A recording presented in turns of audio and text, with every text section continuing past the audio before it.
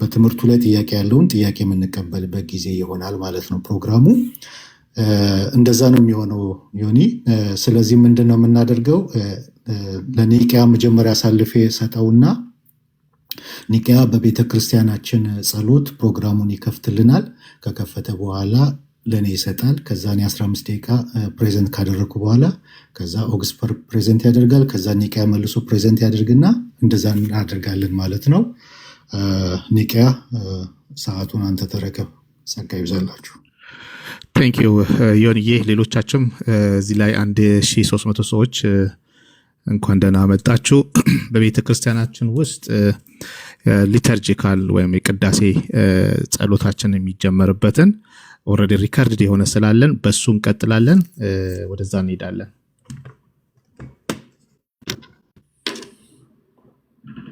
በአብ በወልድ በመንፈስ ቅዱስ ስም አንድ አምላክ አሜን።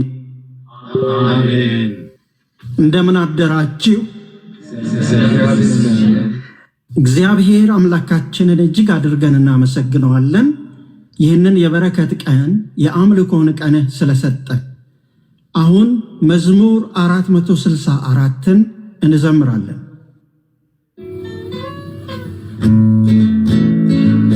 ዘምር ፍቅር በደስታ የወንጌልን ቃል በሙሉ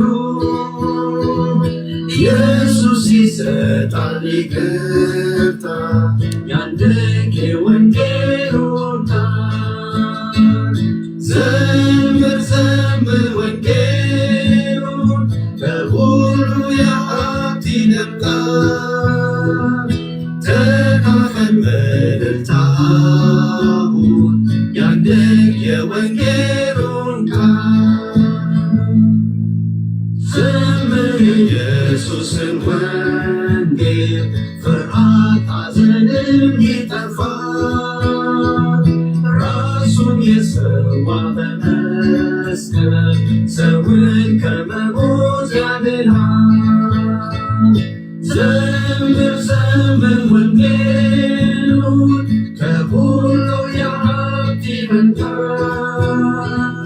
ተካፈል በደስታ አሁን ያንድንቅ የወንጌሉን ቃል። ዘምር ዘምር ወንጌሉን ከሁሉ የሀብት ይበልጣል። ተካፈል በደስታ አሁን ያንድንቅ የወንጌሉን ቃል። አሁን አብረን ቅዱስ ቅዱስ የሚለውን በዜማ እንላለን። ቅዱስ ቅዱስ ቅዱስ እግዚአብሔር የሰራዊት ጌታ ምድር ሁሉ በክብሩ ተሞልታለች። ምድር ሁሉ በክብሩ ተሞልታለች። ምድር ሁሉ በክብሩ ተሞልታለች። ምድር ሁሉ በክብሩ ተሞልታለች። ሆሳዕና በእግዚአብሔር ስም የሚመጣው ንጉሥ የተባረከ ነው። ሰላም በሰማይ ክብር በሰማይ ሰማያት ይሁን።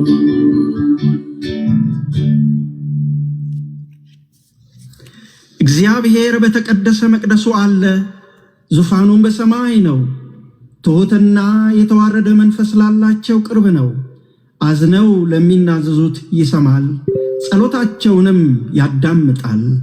ስለዚህ ወደ ጸጋው ዙፋን በእምነት እንቅረብና ኃጢአታችንን ቆመን እንናዘዝ። አሁን ለጥቂት ደቂቃዎች በየግላችን ንስሐ እንገባለን።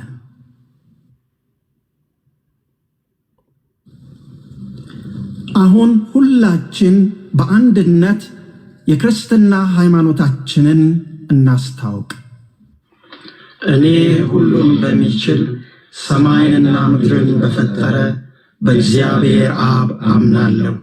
ደግሞም በአንድ ልጁ በመንፈስ ቅዱስ በተጸነሰ ከድንግል ማርያም በተወለደ በጴንጤናዊው ጲላጦስ ዘመን መከራ በተቀበለ በተሰቀለ በሞተ በተቀበረ ወደ ሲኦል በወረደ በሦስተኛውም ቀን ከሙታን በተነሳ ወደ ሰማይ በወጣ ሁሉን በሚችል በእግዚአብሔር አብ ቀኝ በተቀመጠ በሕያዋንና በሙታን ሊፈርድ ከዚያ በሚመለስ በጌታችን በኢየሱስ ክርስቶስ አምናለሁ።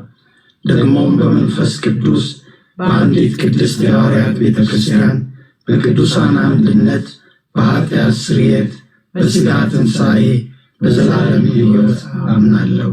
አሜን። ዮንዬ እግዚአብሔር ይስጥልን። ይሄ በቤተ ክርስቲያናችን የቅዳሴ መዝሙር መግቢያችን ነው። ምናልባት ወደ ቤተ ክርስቲያናችን ብቅ ስትሉ ሊተርጂካል ነው የቅዳሴያችን እንደዚህ ስለሚጀመር አዲስ አትሆንም። ወደፊት ስለምትመጡ ሰዎች ይሄንኑ ታገኛላችሁ ማለት ነው። አመሰግናለሁ። ወደ ዴቭ የ15 ደቂቃ ፕሬዘንቴሽን እቀጥላለሁ።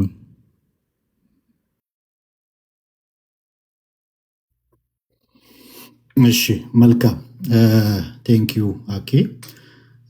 እንቀጥላለን። እንግዲህ እኔ መግቢያውን ነው የምሰራው። መግቢያው የሉትራንን ነገረ ድነት መግቢያውን እሰራና ጥምቀት ጋር ደርሰውና ለነሱ እሰጣለሁ ማለት ነው። ምክንያቱም ከጥምቀት በፊት በሉትራን ነገረ ድነት በአንድ በኃጢአተኛ ሰው ሕይወት ውስጥ ብዙ የሚከናወኑ ነገሮች አሉና እነዛን ነገረ ድነት በሉትራን እንዴት ነው የሚለውን በጥቂቱ ለማሳየት ሞክራለሁ ማለት ነው። ኦኬ በመጀመሪያ ከእንትና ልነሳ። ኦግስቲን ከጻፈው ሴንት ኦግስቲን ምን ብሎ ጽፏል? ኦን ሪቢውክ ኤንድ ግሬስ ቻፕተር 12 ሴክሽን 33 ላይ የኃጢአትን በተመለከተ የሰው ልጅን የተለያየ ስቴትስ ወይም ደግሞ ያለበትን የወደቀበትን ስፍራ ፖዚሽን አብራርቷል፣ ኤክስፕሌን አድርጓል ኦግስቲን ማለት ነው በተለያየ መልኩ። ከዛ ውስጥ በጣም የምፈልገው ሁለቱን ስለሆነ ሁለቱን እናገርና በተለይ ሁለተኛው ላይ የምንናገርበት የነገረ ድነታችን ዋና አንኳር ስለሆነ እዛ ላይ አተኩራለሁ ማለት ነው። የመጀመሪያው ኦግስቲን ያለው አዳም ከመውደቁ በፊት የነበረበት ስፍራን ተናግሯል። አዳም ማስታወሻ የምትይዙ በደንብ እያያዛችሁ እንትን በሉ። አዳም ከመውደቁ በፊት የነበረበትን ስፍራ ምን ብሎ ገልጾታል? ፖሴ ኖን ፔካሬ ብሎ ገልጦታል። ፖሴ ኖን ፔካሬ በላቲንኛ ነው። ምን ማለት ነው? ቱ ቢ ኤብል ኖት ቱ ሲን ማለት ነው። ቱ ቢ ኤብል ኖት ቱ ሲን ማለት አዳም ከመውደቁ በፊት ኃጢአትን አለማድረግ ይችል ነበረ ማለት አዳም ውስጣዊ ግፊት አልነበረበትም። ውስጣዊ ጫና፣ ውስጣዊ ፕሬዠር አልነበረበትም። አድርግ አታድርግ የሚል ጫና አልነበረበትም። ስለዚህ ኃጢአትን አለማድረግ ይችል ነበረ ብሎ ገልጦታል። ኦኬ ከውድቀት በኋላስ የሰው ልጅን ሲገልጠው ምን ብሎ ገልጦታል? ኦግስቲን ሲገልጠው ኖን ፖሴ ኖን ፔካሬ ብሎ ገልጦታል። ኖን ፖሴ ኖን ፔካሬ ብሎ ገልጦታል። ምን ማለት ነው? ኢት ኢዝ ኢምፖሲብል ኖት ቱ ሲን ማለት ነው። ኢት ኢዝ ኢምፖሲብል ኖት ቱ ሲን ማለት ሰው ከወደቀ በኋላ የወደቀበት ስቴት ወይም ፖዚሽን ምን ተብሎ ነው የሚገለጠው? ኃጢአትን አለማድረግ ወይም አለመስራት የማይችል ነው የሆነው። በውድቀት ሰው ምንድን ነው የሆነው ማለት ነው? ኃጢአትን አለማድረግ ወይም አለመስራት የማይችልበት ፖዚሽን ላይ ነው የወደቀው ማለት ነው። ይህንን መጽሐፍ ቅዱስ በተለያየ ኮንዲሽን ይገልጠዋል። ይህንን ኮንዲሽን በደንብ ያብራራዋል መጽሐፍ ቅዱስ። ከነዚህ ኮንዲሽኖች መካከል የመጀመሪያው ምን ብሎ ይህንን ኮንዲሽን ይገልጠዋል መጽሐፍ ቅዱስ? ጄኔራል ዲፕራቪቲ ብሎ ይገልጠዋል። በጄኔራል ዲፕራቪቲ ያስቀምጠዋል። መዝሙር 14 ከቁጥር 2 እስከ 3 ላይ ምንድን ነው የሚለው? እግዚአብሔርንም የሚፈልግ እንዳለ ያይ ዘንድ እግዚአብሔር ከሰማይ የሰው ልጆችን ተመለከተ። እግዚአብሔርንም የሚፈልግ እንዳለ ያይ ዘንድ እግዚአብሔር ከሰማይ የሰው ልጆችን ተመለከተ። ሁሉ አመፁ፣ በአንድነትም ረከሱ፣ በጎ ነገርን የሚሰራ የለም፣ አንድስ እንኳ የለም። ጄኔራል ዲፕራቪቲን የሚያሳይ ነው ይሄኛው ማለት ነው። ኦኬ ሮሜ 3 ከቁጥር 10 እስከ 12 ደግሞ ተመሳሳይ ሐሳብ እናያለን። ሮሜ 3 ከቁጥር 10 እስከ 12 ምንድን ነው የሚለው? አይሁድም የግሪክ ሰዎችም ሁሉ ከኃጢአት በታች እንደሆኑ አስቀድመን ከሰናቸዋልና እንዲህ ተብሎ እንደተጻፈ ጻድቅ የለም አንድስ እንኳ አስተዋይ የለም፣ እግዚአብሔርንም የሚፈልግ የለም፣ ሁሉ ተሳስተዋል፣ በአንድነትም የማይጠቅሙ ሆነዋል። ቸርነትንም የሚያደርግ የለም፣ አንድስ እንኳን የለም። ጉሮሯቸው እንደተከፈተ መቃብር ነው፣ በመላሳቸው ሸንግለዋል። የእባብ መርዝ ከከንፈሮቻቸው በታች አለ። አፋቸውም እርግማንና መራራነትን ሞልቶበታል። እግሮቻቸውም ደምን ለማፍሰስ ፈጣኖች ናቸው። ጥፋትና ጉስቁልና በመንገዳቸው ይገኛል። የሰላምን መንገድ አያውቁም። በዓይኖቻቸው ፊት እግዚአብሔርን መፍራት የለም ይላል። ይሄ ጀነራል ዲፕራቪቲ ሰው የወደቀበትን ይህንን ኮንዲሽን በደንብ የሚገልጥ ነው ማለት ነው። ኮንፌሽናችን ይህንን ሲያስረግጥ ምን ይላል? የኛ የሉትራን ኮንፌሽን ኦክስፈርድ ኮንፌሽን አርቲክል 2 ፔጅ 43 ላይ ምን ብሎ ገልጦታል? Since the fall of Adam, all men begotten in the natural way are born with sin, that is, without the fear of God, without trust in God ብሎ ገልጦታል። ኦኬ ምን ማለት ነው? ከአዳም ውድቀት ጀምሮ በተፈጥሮ መንገድ የተወለዱ ሰዎች ሁሉ ከኃጢአት ጋር ተወልደዋል። ይህም እግዚአብሔርን መፍራት የሌለበት እግዚአብሔርን ማመን የሌለበት ነው ብሎ ይሄንን ጀነራል ዲፕራቪቲ የኦክስፈርድ ኮንፌሽናችን ይገልጠዋል ማለት ነው። ይሄ አንደኛው መጽሐፍ ቅዱስ የገለጠበት ነው፣ የነበርንበትን ወይም ደግሞ ከውድቀት በኋላ የሰው ልጅ ያለበትን ስቴት ኮንዲሽኑን የገለጠበት። ሁለተኛው ምን ብሎ ገልጦታል መጽሐፍ ቅዱስ? ዳርክነስ ኦር ብላይንድነስ ብሎ ገልጦታል። ከውድቀት በኋላ የሰው ልጅ ያለበት ኮንዲሽን ምን ተብሎ ይገለጣል? ዳርክነስ ኦር ብላይንድነስ፣ ጨለማ ወይም አይነ ስውርነት ብሎ ይጠራዋል። ዮሐንስ ወንጌል ምዕራፍ 1 ቁጥር 5ን እንየው። ዮሐንስ ወንጌል ምዕራፍ 1 ቁጥር 5 ስታንዳርድ እንግሊሽ ቨርዥን ነው የማንበው። the light shines in the darkness but the darkness has not understood it ይላል። the light shines in the darkness but the darkness has not understood it ይላል። ብርሃን በጨለማ ውስጥ ይበራል፣ ጨለማ ግን አላስተዋለውም። ጨለማ ይሄ ማንነታችን የነበረ ነው። በውድቀት የሰው ልጅ የወደቀበት ማንነት ነው። ሌሎች ክፍሎች ተመሳሳይ ሐሳቦች ይህንን የሚገልጡ ሐዋርያት ሥራ ምዕራፍ 26 ቁጥር 18 ላይ ታገኛላችሁ። ኤፌሶን ምዕራፍ 4 ከቁጥር 17 እስከ 18 ላይ ታገኛላችሁ ማለት ነው። ሶስተኛው ይህንን ኮንዲሽን መጽሐፍ ቅዱስ ምን ብሎ ይገልጠዋል? አሶስቲሊቲ ይገልጠዋል። አሶስቲሊቲ እንደ ጠላትነት ይገልጠዋል። ቆላስያስ ምዕራፍ 1 ቁጥር 21 ላይ ምን ብሎ ይናገራል? በሐሳባችሁ ጠላቶች የነበራችሁትን አሁን በስጋው ሰውነት በሞቱ በኩል አስታረቃችሁ። በሐሳባችሁ ምን የነበራችሁትን ነው የሚለው? ጠላቶች የነበራችሁትን ብሎ ይገልጠዋል። አራተኛ ይህንን ኮንዲሽን ሰው የወደቀበትን ኮንዲሽን መጽሐፍ ቅዱስ ምን ብሎ ይገልጠዋል? ስፒሪቹዋል ዴዝ ብሎ ይገልጠዋል። ስፒሪቹዋል ዴዝ ብሎ ይገልጠዋል። ኤፌሶን ምዕራፍ 2 ከቁጥር 1 እስከ 5፣ ቆላስያስ ምዕራፍ 2 ቁጥር 13 ላይ ማግኘት ይቻላል። አምስተኛ ይህንን ኮንዲሽን መጽሐፍ ቅዱስ ምን ብሎ ይገልጠዋል? ዳያሜትሪካሊ ኦፖዝ ቱ ጋድ ብሎ ይገልጠዋል። ዳያሜትሪካሊ ኦፖዝ ቱ ጋድ ብሎ ይገልጠዋል። ከእግዚአብሔር ጋር ሙሉ በሙሉ ምን የሚል የሚቃረን አድርጎ ይገልጠዋል።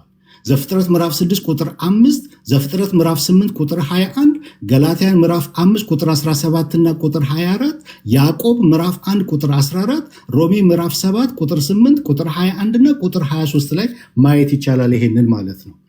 ኦኬ ስለዚህ ይህንን ለምንድን ያብራራ ነው? ስለዚህ ከውድቀት በኋላ ሰው ያለበት ኮንዲሽን ወይም ያለበት ፖዚሽን እንዲህ ስለሆነ the start of salvation ሙሉ በሙሉ ሞነርጀቲክ መሆን አለበት ማለት ነው። ምክንያቱም ከውድቀት በኋላ ሰው ምን አይነት ፖዚሽን ላይ የደረሰው ብለናል? እግዚአብሔርን መፍራት የሌለበት እግዚአብሔርን ማመን የሌለበት ለሰማያዊ ነገር በጎ ምላሽ መመለስ የማይችልበት ፖዚሽን ላይ ውድቀት ሰውን ስላደረሰው ማለት ነው። ስለዚህ the start of salvation ምንድን ነው የሚሆነው ማለት ነው? ሞነርጀቲክ ነው የሚሆነው ማለት ነው። እግዚአብሔር ብቻ በኃጢአተኛው ሰው ላይ የሚሰራው ስራ ይሆናል ማለት ነው። በሉትራን ነገረ ድነት ውስጥ ኦርዶ ሳሉቴስ የሚባል ነገር አለ። ምን ማለት ነው? ኦርዶ ሳሉተስ። ኦርዶ ሳሉተስ ማለት ኦርደር ኦፍ ሳልቬሽን ማለት ነው። የመዳን ቅደም ተከተል ማለት ነው። እንዲህ አይነት ነገር እናንተ እንደምታወሩት ሉትራኖች እንደምታወሩት ኦርዶ ሳሉተስ የሚባል ነገር መጽሐፍ ቅዱስ ውስጥ አለ ወይ ከተባለ አዎ አለ። ሮሜ ምዕራፍ 8 ከ29 እስከ 30 የሚናገረው ኦርዶ ሳሉተስ ነው። ሮሜ ምዕራፍ 8 ከ29 እስከ 30 ምንድን ነው የሚለው? ልጁ በብዙ ወንድሞች መካከል በኩር ይሆን ዘንድ አስቀድሞ ያወቃቸው የልጁን መልክ እንዲመስሉ አስቀድሞ ደግሞ ወስኗልና፣ አስቀድሞ የወሰናቸው እነዚህ ደግሞ ምን አደረጋቸው? ጠራቸው። የጠራቸውን እነዚህን ደግሞ ምን አደረጋቸው? አጸደቃቸው። ያጸደቃቸው እነዚህን ደግሞ ምን አደረጋቸው? አከበራቸው። ዲስ ኢዝ ኦርዶ ሳሉተስ። ሁላችሁ ኦርዶ ሳሉተስ በሁለት ነው የሚከፈለው፣ ቴምፖራል እና ሎጂካል ተብሎ ይከፈላል። በደንብ ስሙኝ። ቴምፖራል ማለት ምን ማለት ነው? የጊዜ ቅደም ተከተል ያለው ማለት ነው። እዚህ ጋር የምናየው የጊዜ ቅደም ተከተል ነው። አስቀድሞ የወሰናቸው ምን አደረጋቸው? ጠራቸው። የጠራቸው ምን አደረጋቸው? አጸደቃቸው። ያጸደቃቸው ምን አደረጋቸው? አከበራቸው ብሎ በቴምፖራል መልኩ ያስቀምጥልናል ማለት ነው። ሎጂካል ኦርደር በሚሆንበት ምን ማለት ነው? ሎጂካል ኦርደር ቲቶ ላይ የተቀመጠው ቲቶ 3:5 ላይ የተቀመጠው ሎጂካል ኦርደር ማለት የግዴታ የጊዜ ቅደም ተከተልን የሚያሳይ አይደለም። ዲፍረንት አስፔክትን የሚያሳይ ወይም ዲስቲንክት እንደሆኑ ጀስቲፊኬሽን እና ሪጀነሬሽን ዲስቲንክት እንደሆኑ የሚያሳይ ነው። እንደገና ደግሞ ነሰሰቲ እና ፕራዮሪቲን የሚያሳይ ነው ማለት ነው። ሎጂካል ኦርደር ብለን ስንናገር ነሰሰቲን፣ ፕራዮሪቲን እንደገና ዲፍረንት አስፔክትን የሚያሳይ እንደሆነ ይታይልን ማለት ነው። ኦኬ በሉትራን ነገረ ድነት 3 አይነት ሪጀነራቲቭ አለ። በደንብ ስሙ። በሉትራን ነገረ ድነት 3 አይነት ሪጀነራቲቭ አለ። ስትሪክተስ ዲክታ፣ ላቲስ ዲክታ፣ ላቲስመስ ዲክታ ተብሎ በ3 ይከፈላል። ምን ማለት ነው? ስትሪክተስ ዲክታ ሪጀነራቲቭ ስትሪክተስ ዲክታ ሪጀነራቲቭ ማለት ዳግም መወለድ ማለት ነው፣ ሌላ አይደለም። ስትሪክተስ ዲክታ ማለት ናሮ ሴንስ ዳግም መወለድ ሲገለጥ ማለት ነው። ናሮ ሴንስ። ላቲስ ዲክታ ማለት ደግሞ ሪጀነሬሽን ብሮድ ሴንስ ሲገለጥ ማለት ነው። ላቲስመስ ዲክታ ማለት ደግሞ ሪጀነሬሽን ማለት ዳግም መወለድ ዋይድ ሴንስ ሲገለጥ ማለት ነው። ኦኬ ከነዚህ ውስጥ በጣም ጥቂቶቹን ከሰዓት አኳያ ጥቂቶቹን ለመዘርዘር ሞክርና እነዚህን ኦርዶ ሳሉቲን አንዳንዶቹን ትንሽ ማብራሪያ ሰጥበታለሁ። የመጀመሪያው በቴምፖራል መልኩ የመጀመሪያው ኮል ነው። በኦርዶ ሳሉተስ ውስጥ የመጀመሪያው ኮል ነው። በወንጌል በኩል ጥሪ ነው። ለኃጢአተኛው ሰው ጥሪ ነው የሚቀርብበት። በወንጌል በኩል ወንጌል በሚሰበክበት ሰዓት ለኃጢአተኛው ምን እየቀረበለት ነው? ጥሪ እየቀረበለት ነው። ሁለተኛ ተሰሎንቄ ምዕራፍ 2 ቁጥር 14 ላይ ምንድን ነው የሚለው? ሁለተኛ ተሰሎንቄ ምዕራፍ 2 ቁጥር 14 ስለዚህም የጌታችን የኢየሱስ ክርስቶስን ክብር ለማግኘት በወንጌላችን ጠራችሁ ይላል። በማን ጠራችሁ ነው የሚለው? በወንጌላችን ጠራችሁ ይላል። ጥሪው በምንድን ነው የቀረበው? በወንጌል በኩል በሚንስ ኦፍ ግሬስ በኩል ነው የቀረበው ማለት ነው። ያውላችሁ በሉትራን ጥሪ ዩኒቨርሳል ኮል ነው። ስፔሻል ኮል የሚባል የለም። ዩኒቨርሳል ኮል ነው የምናምነው። ጥሪው ለሁሉም ነው። የመዳን ጥሪው የሚቀርበው ለሁሉም ነው። እግዚአብሔር ሰው ሁሉ እንዲድን ይወዳል። ሰው ሁሉ ወደ መዳን እንዲመጣ ነው የሚወደው። ዩኒቨርሳል የሆነ ኮል ነው የሚቀርበው። ኦኬ ዩኒቨርሳል ኮል ነው የሚቀርበው። ነገር ግን ሁሉም ነው ወይ የሚቀበሉት? ኖ ሁሉም አይደሉም። ምክንያቱም ሰው አስቀድመን የወደቀበትን ስቴት ስንናገር ምን የሚያደርግ ፍቃድ አለው? እዛ ጋር ስንናገር ሪዚስት የሚያደርግ ኦፖዝ የሚያደርግ የእግዚአብሔርን ነገር የሚቃወም ጠላት የሆነ አጌንስት የሚያደርግ ፍቃድ አለው። ስለዚህ ይሄ ዩኒቨርሳል ኮል በሚቀርብበት ሰዓት ሰው ምን ሊያደርግ ይችላል? ሪዚስት ሊያደርገው ይችላል። ይሄንን ማለት ነው። ፎርሙላ ኦፍ ኮንኮርድ ሶሊድ ዲክላሬሽን አርቲክል 2 ፔጅ 904 ላይ ቁጥር 64 ላይ ኮንፌሽናችን የሚያስቀምጠው ያንን ነው። ከመጽሐፍ ቅዱስስ ሪዚስት የተደረገ አለ ወይ? በወንጌል በኩል ጥሪ በሚቀርብበት ሰዓት ሪዚስት ያደረጉ አሉ ወይ? አሉ። አንደኛ ሐዋርያ ሥራ ምዕራፍ 7 ቁጥር 51 ላይ ሐዋርያ ሥራ ምዕራፍ 7 ቁጥር 51 ላይ እስጢፋኖስ ምንድን ነው ያላቸው? እናንተ አንገተ ደንዳኖች፣ ልባችሁና ጆሮአችሁ ያልተገረዘ እናንተ ሁልጊዜ መንፈስ ቅዱስን ትቃወማላችሁ፣ አባቶቻችሁ እንደተቃወሙት እናንተ ደግሞ ይላቸዋል። ምን አደረጋችሁ ነው ያላቸው? ሪዚስት ያደረጋችሁ። የመንፈስ ቅዱስን ጥሪ ምን እያደረጋችሁ ነው? ሪዚስት እያደረጋችሁ ነው አላቸው። ሰው ሪዚስት ያደርጋል። ኮል ይመጣለታል፣ ጥሪ ይቀርብለታል፣ ግን ሪዚስት ምን ሊያደርግ ይችላል ማለት ነው። ማቴዎስ 23:37 ላይ ተመሳሳይ ሀሳብ እናገኛለን። ኢየሱስ የተናገረው ኢየሩሳሌም ኢየሩሳሌም ሆይ ነቢያትን የምትገድል ወደ እርሷ የተላኩትን የምትወግር ዶሮ ጫጩቶቿን ከክንፎቿ በታች እንደምትሰበስብ ልጆችሽን እሰበስብ ዘንድ ስንት ጊዜ ወደድኩ፣ አልወደዳችሁም። ጥሪ ቀርቦላቸው ነበረ፣ ነገር ግን ምን አደረጉት? ሪጀክት አደረጉት። ይህንን ጥሪ አንፈልግም አሉት። ምንድን ነው የሚለው ዮሐንስ ወንጌል ላይ? ወደ ገዛ ወገኖቹ ወመጣ፣ የገዛ ወገኖቹ ምን አላሉትም ነው የሚለው? አልተቀበሉትም፣ ሪጀክት አደረጉት። ስለዚህ ይሄ ኮል ምን ሊደረግ ይችላል ማለት ነው? ይሄ ኦፖዝ በሚያደርገው የሰው ፍቃድ በውድቀት ምክንያት የገባበት ምክንያት ምን ሊደረግ ይችላል? ሪጀክት ሊደረግ ይችላል፣ ሬዚስት ሊደረግ ይችላል ማለት ነው።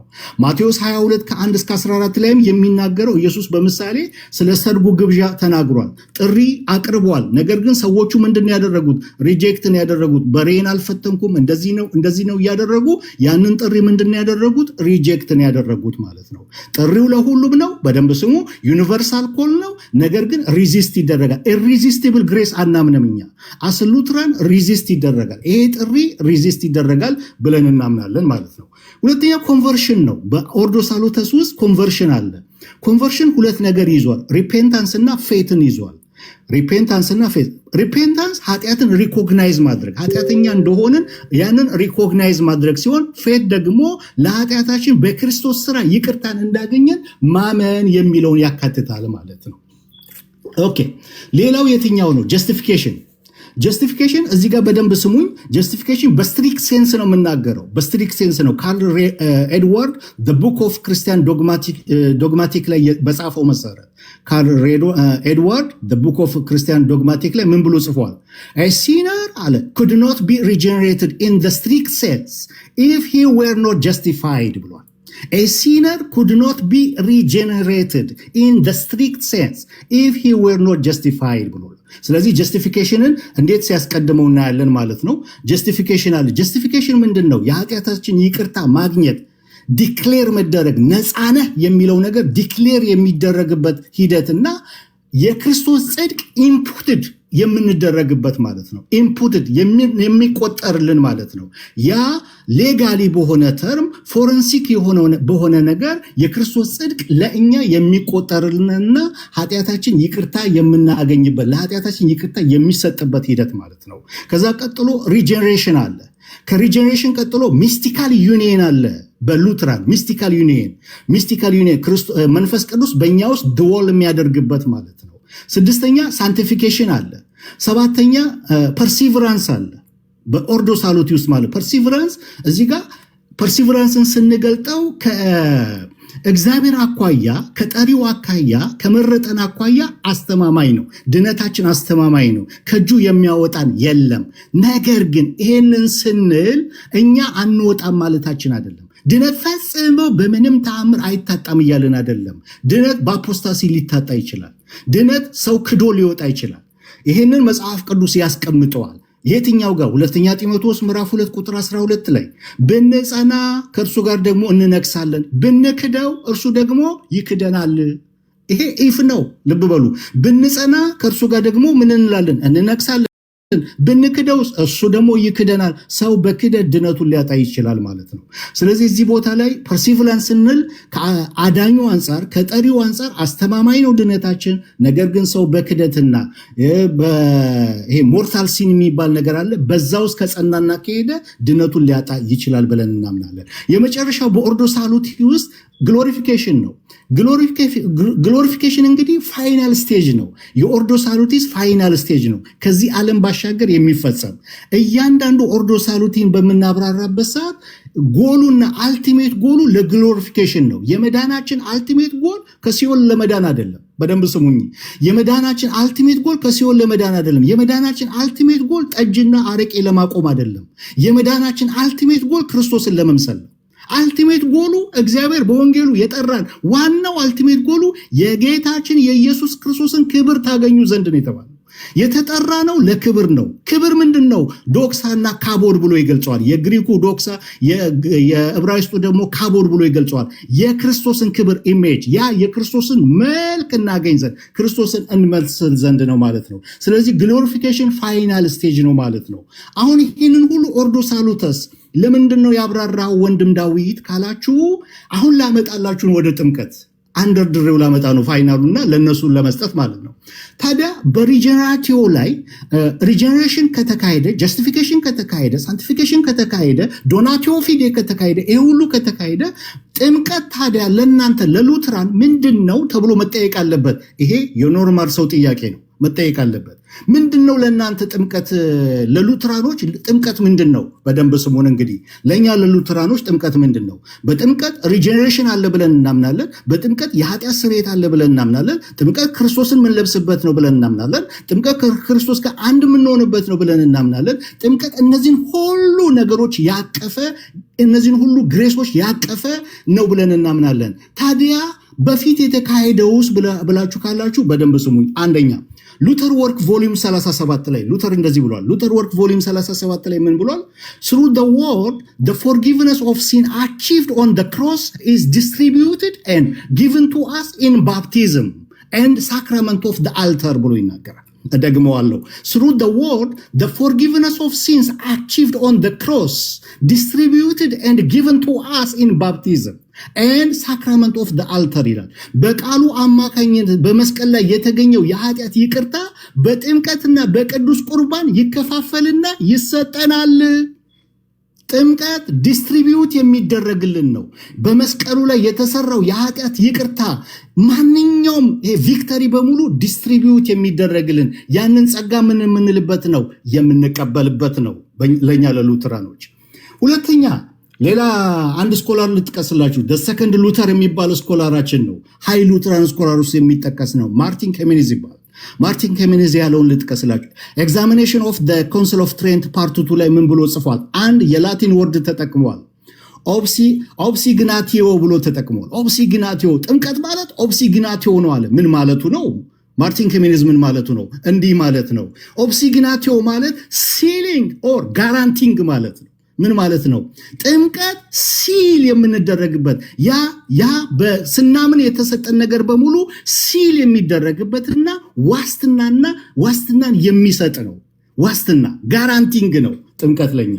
ኦኬ ሌላስ አንድ ልጨምርላችሁ፣ ሁለት ልጨምርላችሁ። ዮሐን ጌራርድ ምን ብሎ ተጠቅመዋል? በሎሳይ ቴዎሎጂካይ ቡክ 4 ላይ ዲባፕቲዝሞ ላይ ምን ብሎ ተጠቅመዋል? ፉል አሹራንስ ነው ጥምቀት ብሏል። በጣም ይገርማል። ምን ብሎ ተጠቅሟል ዮሐን ጌራርድ? ፉል አሹራንስ ነው። አያችሁ እኛ ሉትራን አሹራንስን በሰዎች ንግግር ላይ አናደርግም። ሰውየው በቃ አምናሃል ድኛለሁ በል በቃ ትገባለህ መንግስተ ሰማይ። በሰዎች ንግግር ላይ አይደለም አሹራንስን የምናደርገው። በሰዎች ስሜት ላይ አይደለም የምናደርገው። ሰዎች በስሜታቸው ብዙ ሊናገሩ ይችላሉ። ስሜት ሊወጣ ሊወርድ ይችላል። እኛ ሉትራኖች በደንብ ስሙን፣ እኛ ሉትራኖች በሰዎች ንግግር ላይ አይደለም አሹራንስን የምናደርገው። በሰዎች ስሜት ላይ አይደለም አሹራንስን የምናደርገው። አሹራንስን የምናደርገው ኦብጀክቲቭ ላይ ነው። ኦብጀክቲቭ ላይ ምን ማለት ነው? ጥምቀት የእግዚአብሔር ስራ ነው፣ የሰው ስራ አይደለም። ስለዚህ በእግዚአብሔር ስራ ላይ ነው አሹራንስን የምናደርገው ማለት ነው። ዮሐን ጌራርድ ያንን ነው የሚለው። ጥምቀት ፉል አሹራንስ ነው የሚለው። ያ ኦብጀክቲቭ የሆነው በዛ ላይ ነው አሹራንሳችንን የምናደርገው ማለት ነው። አንድ የመጨረሻ ስኮላር ልንገራችሁና እዚህ ጋር ጨርሳለሁ። የ20ኛው ሴንቸሪ ስኮላር ነው፣ የሚዙሪ ሲኖድ ስኮላር ነው። በጣም ወደው ስኮላር ፍራንሲስ ፓይፐር ይባላል። ፍራንሲስ ፓይፐር ክርስቲያን ዶግማቲክ ቮሊዩም 3 ሴክሽን ላይ ኦን ዘ ሆሊ ባፕቲዝም ላይ ምን ብሎ ጽፏል? the efficacy of the means of grace as the basis of assurance. wow, the efficacy of the means of grace as the basis of assurance ይላል። የሚንስ ኦፍ ግሬስ ኤፊካሲው እንደ ዋስትና መሰረት ነው። ጥምቀት ዋስትና ነው፣ የዋስትና መሰረት ነው፣ አሹራንሳችን ነው። ለኛ ለሉትራን ፋንዳመንታል ዶክትሪን ነው። በደንብ ስሙን። ጥምቀት ማለት ለኛ ለሉትራን ፋንዳመንታል ዶክትሪን ነው። ምንም እንኳን ፕራይመሪ እና ሰከንደሪ ተብሎ ሲጠቀስ ከአብሶሉት ነሰሰቲ አንጻር ነው የሚጠቀሰው እንጂ ፋንዳመንታል ማለት አይደለም። ፕራይመሪ ሰከንደሪ ብለን ስንለው ከአብሶሉት ነሰሰቲ አንጻር ነው። ምን ማለት ነው አብሶሉት ነሰሰቲ? እምነት አብሶሉት ነሰሰቲ ስለሆነ ያለ እምነት ጀስቲፊኬሽን የለም፣ ያለ እምነት ሪጀነሬሽን የለም፣ ያለ እምነት መጠመቅም ሰው አይችልም። ለምን? ኢትዮጵያዊ ጀንደረባ ካመነ በኋላ ወደ ውሃ ጋር ሲደርስ እንዳልጠመቅ የሚከለክለኝ ምንድነው ሲል ምንድነው ያለው? ካመንክ ተፈቅዶልሃል። እምነት አብሶሉት ነሰሲቲ ነው። ለመጠመቅም ምን ያስፈልጋል ማለት ነው? እምነት ያስፈልጋል። ከዛ አንጻር ነው አብሶሉት ነሰሲቲ ለእምነት የምንሰጠው። ከዛ አንጻር ነው ፕራይመሪ ላይ እምነትን የምናስቀምጠው፣ ሰከንደሪ ላይ ባፕቲዝምን ሳክራመንት የምናስቀምጠው እንጂ ጥምቀት ወይም ሳክራመንቶች ለእኛ ፋንዳመንታል ዶክትሪኖች ናቸው። ይህንን ብዬ ለሌላው አሳልፍ የሰጣለው። ጸጋ ይብዛላችሁ። አይ በጣም ደስ የሚል ነው። አንዴ ታፕታፕ እያደረጋችሁ ኮፒ ሊንክ እያደረጋችሁ እንግዲህ ስለ ጥምቀት ነው እስካሁን ሲናገር የነበረው። ጥምቀት ቲንክ ልክ ኦርቶዶክሳውያን እንደሚሉት ጥምቀት ፋውንዳሜንታል የሆነ ጥምቀት ኃጢአትን እንደሚሰርይ ጥምቀት እንደሚያድን ኢሴንሻል እንደሆነ ሙሉ ለሙሉ እየተናገሩ ነው። ፔኔኮስታሎች እንዳልኳችሁ ይሄ ነገር በእነሱ ጋር የለም። እንዳልኳችሁ ቅድም ዴቭ ያልከው የገለጽከው ደስ ይላል። ሰው በስሜቱ ትድናል ብሎ ስለተናገር ብቻ የሚዳንበት ሳይሆን ዋናው ጥምቀቱ ኃጢአት የሚያሰርይ የሚያድን መሆኑን በደንብ አድርገህ ተናግራል። የኢንፋንት ባፕቲዝም ካለ በዛውም ብታብራሩልኝ ደስ ይለኛል። ማለት የህፃናት ጥምቀትን ሉተራውያን እንዴት ነው የምታዩት የሚለውን አብራችሁ የምታያይዙልኝ ቢሆን ደስ ይለኛል። ከምን ጋር ተያይዞ ነው የህፃናት ጥምቀት እናንተ ጋር ያለው የሚለውን አብራችሁ ብትመልሱልኝ። ይሄኛው ክሊር ነው በደንብ። አሁን ቀጥሎ ያለው እሱ ነው። ኦኬ ያ ታንክ እችን ቦታ እንትን ቅድም ስለ ጊዜ እንዳይወስድ ስለፈለግኩኝ ነው። ዴቭ እምነትና ጥምቀትን አያይዞ ኦክስበርግ ካቶሊክ የሚለው እዚህ ወንድማችን እሱ ከኢንፋንት ባፕቲዝም ጋር አካቶ ደግሞ እንዴት ነው ኢንፋንት ባፕቲዝም መጽሐፍ ቅዱስ ውስጥ ያሳየንና እኔ በመጨረሻ ኦኬ ኢንፋንት ባፕቲዝም ደግሞ በጥንታዊቷ ቤተክርስቲያን ውስጥ እንዴት ይታይ ነበረ? ምን አሉ በዛ ዘመን የነበሩ ቢሾፖች፣ ቴዎሎጂያንስ? መቼም ዱብ ያለ ነገር የለም አይደለም፣ ቤተክርስቲያን ውስጥ ወሰው ነበረ። ስለዚህ እነዛ ሰዎች ምን አሉ የሚለውን እኔ ደግሞ እሄድበታለሁኝ። አሁን ወደ ኦክስበርግ ካቶሊክ። እሺ ታብታብ ኮፒልኝ፣ ተባረኩልኝ። እየተማርን ነው ቤተሰብ። እሰማለሁ አይደል አኪ? ትሰማለህ? ትሰማለህ? ሰላም ብያለሁ ዮኒ። ጸጋ ይብዛላችሁ ሁላችሁም፣ ከታችም ከላይም ያላችሁ ሰላም ብያለሁ ሁላችሁንም። እንግዲህ ያው ርዕሳችን ዛሬ ጥምቀት ወይም ባፕቲዝም ነው። እሱም በእኛ አስተምሮ ወይም ደግሞ እኔ እንግዲህ ከመካነ ኢየሱስ ቤተክርስቲያን ስለሆነ ውልደቴም እርገቴም ቤተክርስቲያን እኔ ያስተማረችኝን ያደጉበትን እማቀውን አስተምሮ ደግሞ ዛሬ ያው ለእናንተ ሼር አደርጋለሁ ማለት ነው። ስለዚህ የመጀመሪያው ነገር ምንድነው? ቲቶ 2:11 ላይ እንዲህ ይላል እግዚአብሔር ቃል፣ ሰዎችን ሁሉ የሚያድን የእግዚአብሔር ጸጋ ተገልጧልና ይላል። ከዚህ ነው ለመጀመሪያ ያሰብኩት። ምንድነው ያለው ነገር እዚህ ጋር ሰዎችን ሁሉ የሚያድን ጸጋ ተገልጧል ብሎ ይናገራል ቲቶ 2:11 ላይ። ስለዚህ አሁን እንዴት ነው ይሄ ከጥምቀት ጋር የሚያያዘው የሚለው ጋር እንመጣለን። እንደ ቤተክርስቲያናችንም አስተምሮ እንደ ሉትራንም አስተምሮ ሁለት ቅዱስ ሚስጥራት አሉን በዋናነት ያው እንደ ሶስተኛ አብሶሉሽን የምንለው አለ፣ ወይም ደግሞ ይሄ የኃጢአት ይቅርታን ማወጅ የሚባል አለ። በዋናነት ግን ሁለት ቅዱስ ሚስጥራት አሉን፣ ጥምቀትና ቅዱስ እራቱ። ቴዎሎጂያችን ደግሞ የተመሰረተው በምን ላይ ነው? በቃሉና በቅዱስ ሚስጥራቱ ላይ ነው። ስለዚህ እንደ ሉተራዊ ወይም እንደ መካነ ኢየሱስ ሁሌ ኢንፈሳይዝ የምናደርገው ወይም ደግሞ ሁሌ ልናወራው ከምንችለው ነገር ውስጥ አንዱ ቃሉና ቅዱስ ሚስጥራቱ ናቸው። ስለዚህ ወደ የመጀመሪያው ጥምቀት ወደ ሆነው ወይም ደግሞ ቅዱስ ሚስጥር ወደ ሆነው ስንመጣ ደግሞ ጥምቀት ምንድን ነው የሚለውን እስኪ ዴቭ በደንብ ስኮላስቲክ ከሆነው አንጻር በደንብ ቴዎሎጂውን ሰፋ አድርጎ በደንብ አሳይቶናል። እስኪ እኔ ደግሞ ትንሽ ያለውን ነገር ከቃሉም አንጻር ለማየት እንሞክርና ከዛ ወደ ህፃናት ጥምቀት እንመጣለን። ጥምቀት ራሱ ምንድን ነው? መጀመሪያ ጥምቀት ምንድን ነው ስንል መጽሐፍ ቅዱሳችን በብዙ ክፍሎች የሚነግረን ነገር አለ። እንደ ሉተራውያን ግን ጥምቀት ምንድን ነው ስንል የእግዚአብሔር ስራ ነው ብለን እንናገራለን። የእግዚአብሔር ስራ ነው ስንል እግዚአብሔር ቅዱስ ጥምቀቱን ተጠቅሞ ጸጋውን ለኛ ይሰጠናል፣ የኃጢአት ይቅርታን ይሰጠናል፣ ዳግም ይወልደናል። ያ ማለት ያው መወለድ ካለ ያው የሚወልድ ደግሞ አለ። ስለዚህ ይሄ እንዴት ነው? ሰው በራሱ የሚያመጣው ነገር አይደለም። ሰው በራሱ አቅም በራሱ ችሎታ የሚያደርገው ነገር አይደለም። ከእግዚአብሔር ወደኛ የሚመጣ። ስለዚህ ቅዱስ ሚስጥራቱም ተፈጥሯቸው ኔቸራቸው ምንድነው? ከእግዚአብሔር ወደኛ የሚያመጡ ናቸው፣ ወይም ደግሞ ጸጋን ከእግዚአብሔር ወደኛ የሚያመጡ ናቸው። ስለዚህ የእግዚአብሔር ስራ ነው ስንል ከእግዚአብሔር ወደኛ የሚመጣ ነገር አለ እንጂ ዝም ብሎ ተራ ስርዓት ወይም የሰው ስርዓት አይደለም። ሰው የሚያደርገው ወይም ሰው ስለፈጸመው ብቻ ድነት የሚያገኝበት አይደለም፣ ጸጋ የሚከፈልበት አይደለም። ግን የእግዚአብሔር ስራ ስለሆነ ጥምቀት ራሱ ዴፊኒሽኑ ራሱ ምንድነው? ቃሉን የሚይዝ ነው። ቃሉን የማይዝ ከሆነ ተራ ውሃ ነው የሚሆነው። ያ ማለት ምን ማለት ነው? አብ ወልድ መንፈስ ቅዱስ በዛ ውሃ ላይ ሲጠሩ ውሃው ቃሉን ይይዛል። ቃሉን ሲይዝ እኛ የምንላቸውን ነገሮች እነዛን ነገሮች ለምሳሌ የኃጢአት ይቅርታን፣ ዳግም መወለድን፣ ክርስቶስን መልበስን እነዛን ነገሮች ያ ውሃ ወይም ጥምቀት የምንለው ያንን ማድረግ ይችላል። ከምን የተነሳ? ቃሉን ስለሚይዝ ማለት ነው። ስለዚህ ጥምቀት የእግዚአብሔር ስራ ነው። በጥምቀት የምናገኛቸው ስጦታዎች ደግሞ አሉ። እነሱን ዘርዘር አድርጌ ወደ ቀጣዩ ሀሳብ እመጣለሁ። ኦኬ፣ በጥምቀት ምን እናገኛለን? የሚለው የመጀመሪያው ነገር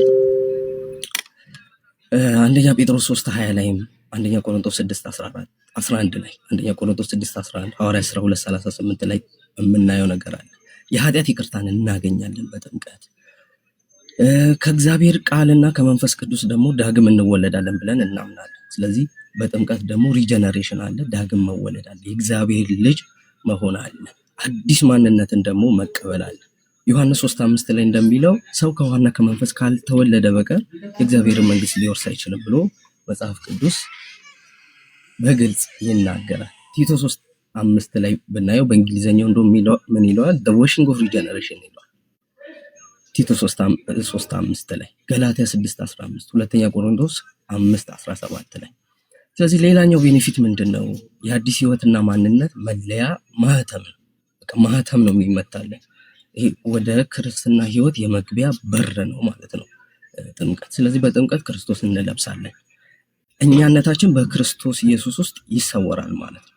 ስለዚህ የሆነ የምንጥለው ከዛ ደግሞ የምንለብሰው ሌላ ማንነት አለ ማለት ነው። ስለዚህ በአዳም ውድቀት ያጣ ነው፣ ቅድም ዴቭ ኤክስፕሌን ሲያደርግ እንደነበረው በአዳም ውድቀት ምክንያት ያጣ ነው የክብርና የጸጋ ልብስ በጥምቀት ከፊተኛው የተሻለውንና የከበረውን አዲስ የጸጋ ልብስ ወይም ክርስቶስን ማለት ነው እንለብሳለን። ይህ የት ላይ ይገኛል? ገላትያ 3:27 ላይ ይገኛል።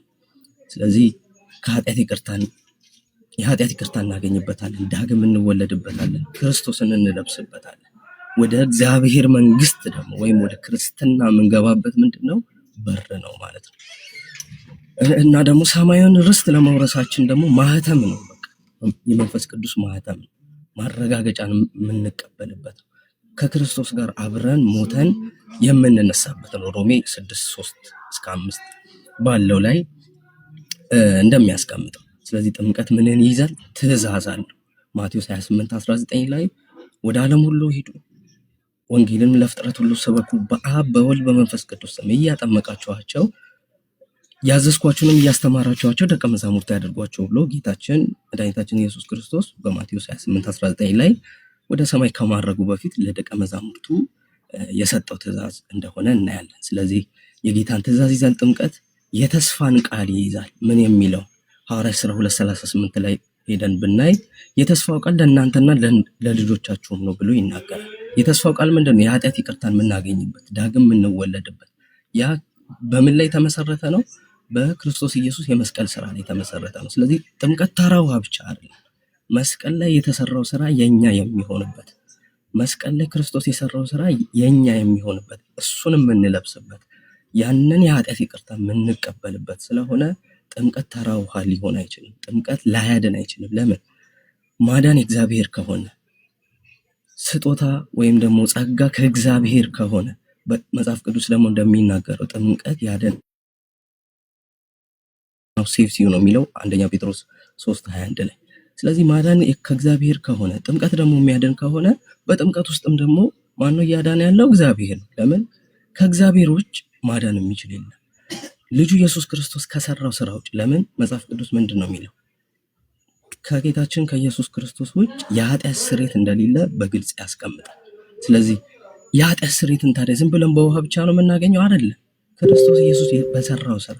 ስለዚህ በጥምቀት ውስጥ የምንቀበለው ክርስቶስ የሰራውን ስራ፣ ለኃጢአታችን ብሎ የከፈለውን ያንን ዋጋ በምን ውስጥ እንቀበላለን? በጥምቀት ውስጥ እንቀበላለን። ስለዚህ ጥምቀት የጌታን ትእዛዝ አጥምቁ የሚለውን ትእዛዝ ይይዛል። የተስፋው ቃል ዳግም ትወለዳላችሁ፣ የመንግስት ወራሽ ትሆናላችሁ፣ የኃጢአት ይቅርታን ትቀበላላችሁ የሚለውን የተስፋውን ቃል ያንን ይይዛል። አብ ወልድና መንፈስ ቅዱስ ስለሚጠሩበት ደግሞ ከዛ አንጻር ጥምቀትን ቫሊድ የሚያደርገው ያንድን ሰው ጥምቀት ቫሊድ የሚያደርገው በአብ በወልድ በመንፈስ ቅዱስ መጠመቁ ነው። ያ ማለት ምን ማለት ነው? በካቶሊክ በኦርቶዶክስ እና በሌሎች ወንጌል አማኞች አብያተ ክርስቲያናት ውስጥ ያሉት ጥምቀታቸውን የምንቀበለው፣ ለምሳሌ ወደ እኔ ቤተክርስቲያን ወደ መካነ ኢየሱስ ቢመጡ ድጋሚ አናጠምቃቸው። ለምን? ጥምቀታቸው በአብ በወልድ በመንፈስ ቅዱስ ስለተደረገ ከዛ አንጻር ቫሊድ ነው እንላለን። ወይም ወርድስ ኦፍ ኢንስቲትዩሽን፣ ይሄ የምስረታው ቃል በትክክል ስለተደረገ ከዛ አንጻር ጥምቀታቸው ልክ ነው እንላል። ስለዚህ ጥምቀት እነዚህን ሁላ ነገሮች የሚይዝ ነው። ስለዚህ ጥምቀት ተራ ውሃ ብቻ አይደለም፣ ስርዓት አይደለም፣ የእግዚአብሔር ስራ ነው። እግዚአብሔር እኛን የሚወልድበት ጸጋን የሚሰጥበት ነው። ስለዚህ ወደ ቀጣዩ ስንሄድ ይሄን ያህል ጥምቀትን ዲፋይን ካረግን ጥምቀት ይህንን ኔሰሰሪ ከሆነ ቅድም ዴቭ ኤክስፕሌን እያደረገ ነበር። አብሶሉት ኔሰሲቲ አይደለም። ያው ፍሬምወርክ መጠበቅ ይኖርብናል። ዝም ብለን ተነስተን አይ ጥምቀት አያስፈልግም ማለት አንችልም። አንድ ሰው አምኖ እንኳን ቢድን ወይም ደግሞ አምኖ ቢጸድቅ እንኳን የግድ መጠመቅ አለበት። አልጠመቅም የሚል ከሆነ በዛ በኩል የሚመጣውን የእግዚአብሔርን ጸጋ ምን እያለ ነው? አልፈልግም እያለ። ስለዚህ ያ ሰው የሚድንበት ምንም አይነት ሚንስ የለም። ለምን? እግዚአብሔርን አልፈልግም እያለ ጸጋውን አልፈልግም እያለ አይ በቃሉ ብቻ ይበቃኛል የሚባል ነገር የለም። በጥምቀትም የምናገኘው ጸጋ ለኃጢአት ይቅርታ አለ፣ ራይቸስነስን እንቀበላለን። ስለዚህ ጥምቀት ይህን ያህል አስፈላጊ ነው፣ ለድነት አስፈላጊ ነው በሉትራኑ አስተምሮ፣ በመጽሐፍ ቅዱስም በቤተክርስቲያን ታሪክም ብናይ። ስለዚህ ወደ ህፃናት እንምጣ። ያው መጽሐፍ ቅዱስ ላይ ኤክስፕሊሲትሊ የምናየው የአዋቂዎችን ጥምቀት እናያለን፣ የህፃናትንም ሪፈር ማድረግ ይቻላል። ግን ያው ካለው ነገር ከመጽሐፍ ቅዱስ አጻጻፍም ከነበረው ሁኔታ አንጻር ስናይ በጣም በግልጽ ሁኔታ ሊታይ የሚችለው የአዋቂዎቹ ጥምቀት ነው። መጽሐፍ ቅዱስ ደግሞ አዋቂ ብቻ ይጠመቅ ህፃናት አይጠመቁ የሚል ነገር አላስቀመጠም። ስለዚህ አሁን እሱን እንዴት ነው የምናገናኘው? ወይም ደግሞ እንዴት ህፃናት ከዚህ ተካፋዮች ናቸው ብለን መናገር እንችላለን? ከዚህ ጸጋ ልክ እንደ አዋቂዎቹ ተካፋይ መሆን አለባቸው ብለን እንናገራለን ስንል ቅድም መጀመሪያ ላይ የጠቀስኩት ጥቅስ ጋር እንመለሳለን። ቲቶ 2:11 ላይ ምን ይላል? ሰዎችን ሁሉ የሚያድን እግዚአብሔር ጸጋ ተገልጧል ይላል። ምን ማለት ነው? ህፃናት ሰው ናቸው አይደለ? ሰው ከሆኑ ደግሞ የዚህ ጸጋ ተካፋይ መሆን ይችላሉ። ለምን? እግዚአብሔር ሰዎችን ሊያድን ልጁን ኢየሱስ ክርስቶስን ወደ ዓለም ልኳል። ስለዚህ ህፃናት ደግሞ ከዛ ተካፋይ መሆን አለባቸው ማለት ነው። ስንቀጥል ጌታችን መድኃኒታችን ኢየሱስ ክርስቶስ በማቴዎስ 18 ላይ የሚናገረው ነገር አለ። ህፃናትን ወደ እኔ ይምጡ አትከልክሏቸው ብሎ ይናገራል። ስለዚህ አምላካችን ህፃናትንም የሚፈልግ ወደ እርሱ የሚጠራ ነው። ልክ ሐዋርያት ሥራ 2:38 ላይ እንደሚለው የተስፋው ቃል ለእናንተና ለልጆቻችሁ ነው። ለአዋቂዎቹ ብቻ አይደል፣ ለልጆቻችሁም ነው እና ልጆቻችሁንም የሚመለከት ነው፣ እናንተንም የሚመለከት ነው። ስለዚህ ጥምቀት ለአዋቂውም ለህፃናቱም ነው። ከመጽሐፍ ቅዱስ እስኪ ማስረጃዎችን ለማምጣት እንሞክራለን። የመጀመሪያው ሃውስሆልድ ባፕቲዝም የሚባል ነገር አለ። ወይም ደግሞ ልክ የሊዲያን ታሪክ ካስታወሳችሁ ከቤተሰቦቿ ጋር ተጠመቀች የሚል ነገር ይናገራል። ያ ቃል በግሪክ ስናየው ኦይኮስ የሚል ቃል ነው። በብሉይ ኪዳን ደግሞ ወይም በዕብራይስጥ ስለሆነ ብሉይ ኪዳን የተጻፈው በዛ ደግሞ ባይት የሚል ቃል አለ። ስለዚህ ያንን በዋናነት መጽሐፍ ቅዱስ ሲጠቀም ወይም ደግሞ ጸሐፊዎቹ ሲጠቀሙ የምናየው በዋናነት ለምንድን ነው? በቤተሰብ ውስጥ ወይም በቤት ውስጥ ያሉ ሁሉንም እዛ ውስጥ ያለውን ለመግለጽ ይጠቀማል። ወይም ደግሞ አሴሆል እነሱን ለመግለጽ ይጠቀማል። ወይም ደግሞ ቤቱንም ለመናገር የሚጠቀሙበት ሰዓት አለ። ይሄ ቢልዲንጉን ስትራክቸሩን ለመናገር የሚጠቀሙበት ጊዜ አለ። ስለዚህ ኦይኮስ እንግዲህ ብዙ ክርክሮች የተደረጉበት ነው። በተለይ በ19ኛው ክፍለ ዘመን እና በ20ኛው ክፍለ ዘመን ስኮላሮች ከ3ኛው ክፍለ ዘመን ወይም ከነ ተርቱሊያን በፊት ይሄ ነገር አልነበረም እና በትራዲሽን የመጣ ነው እንጂ መጽሐፍ ቅዱስ የሚያውቀው አይደለም ብለው ሙግት የሚያነሱ ደግሞ ሰዎች አሉ። ዮአኪም ኤርሚያስ የሚባል አንድ ስኮላር አለ፣ የጀርመን ቴዎሎጂያን ነው። በሁለት መጽሐፎቹ ይህንን ሀሳብ በበቂ ሁኔታ በደንብ ይሞግታል። ህፃናቶች መጠመቅ እንዳለባቸው መጽሐፍ ቅዱስም የቤተክርስቲያን ታሪክም ይህንን እንደሚደግፍ በግልጽ የሞገተበት ነው። የመጀመሪያው መጽሐፉ ኢንፋንት ባፕቲዝም ኢን ዘ ፈርስት 4 ሴንቸሪስ የሚለው ከአንደኛው ክፍለ ዘመን እስከ 4ኛው ክፍለ ዘመን የነበረውን ሴናሪዮ በደንብ የሚገልጽ ነው። ለሱ መጽሐፍ ደግሞ ተብሎ እሱ ለጻፈው ጽሁፍ ደግሞ እንደ ሪፊቴሽን ወይም ደግሞ እሱን ለመሞገት ደግሞ የተጻፈ መጽሐፍ ነበረ፣ በኩርት ኤርላንድ የተጻፈ ነበረ። ለዛ መልስ ደግሞ ድጋሜ the origin of infant baptism ብሎ የጻፈው ደግሞ መጽሐፍ አለ። በደንብ ሞግቷል እሱ። ከሱ ሙግቶች ውስጥ ነው እየተጠቀምኩኝ የማስረዳው እና ደግሞ እንግዲህ the best theologian የምንለው በዚህ ሰዓት እንግዲህ እንደ ሉትራን ጆርዳን ኩፐር ነው፣ ዶክተር ጆርዳን ኩፐር ነው። የሱንም ሐሳቦች ተጠቅሜ አስረዳለሁ ማለት ነው። የመጀመሪያው ምንድነው ሃውስሆልድ ባፕቲዝም የምንለው በአዲስ ኪዳን ምን ይመስላል፣ ሃውስሆልድ ባፕቲዝም በአዲስ ኪዳን ምን ይመስላል የሚለውን ከጥቅሶቹ ጋር አብረን እናያለን።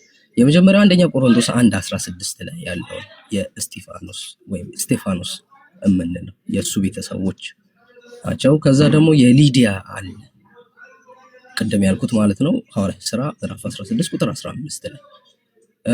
ከዛ ፊሊፒያን ጄለር የሚባለው ደግሞ አለ ሐዋርያት ሥራ ምዕራፍ 16 ቁጥር 33 ላይ። ከዛ ደግሞ ክሪስፐስ አለ የሲኖጎጉ ሄድ ነው ከቤተሰቦቹ ጋር እሱም የተጠመቀ ነው በቆሮንቶስ ሐዋርያት ሥራ ምዕራፍ 18 ቁጥር 8 ላይ። እና ደግሞ የቆርኔሌዎስን እናገኛለን ምን ላይ ሐዋርያት ሥራ ምዕራፍ 11 ቁጥር 14 ላይ። ስለዚህ እነዚህ ምንድነው የሚያሳዩ ከቤተሰቦቻቸው ጋር ወይም ደግሞ ቤታቸው ውስጥ ካሉት ጋር አብረው ጥምቀትን መውሰዳቸውን ነው የምናየው።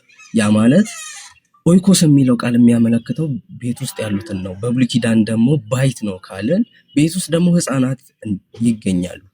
ለምን? ያው ቤተሰብ ስንል ህፃናትን፣ ባልን፣ ሚስትን የሚያካትት ስለሆነ ህፃናትም እዛ ውስጥ የሚካተቱ ይሆናሉ ማለት ነው። ስለዚህ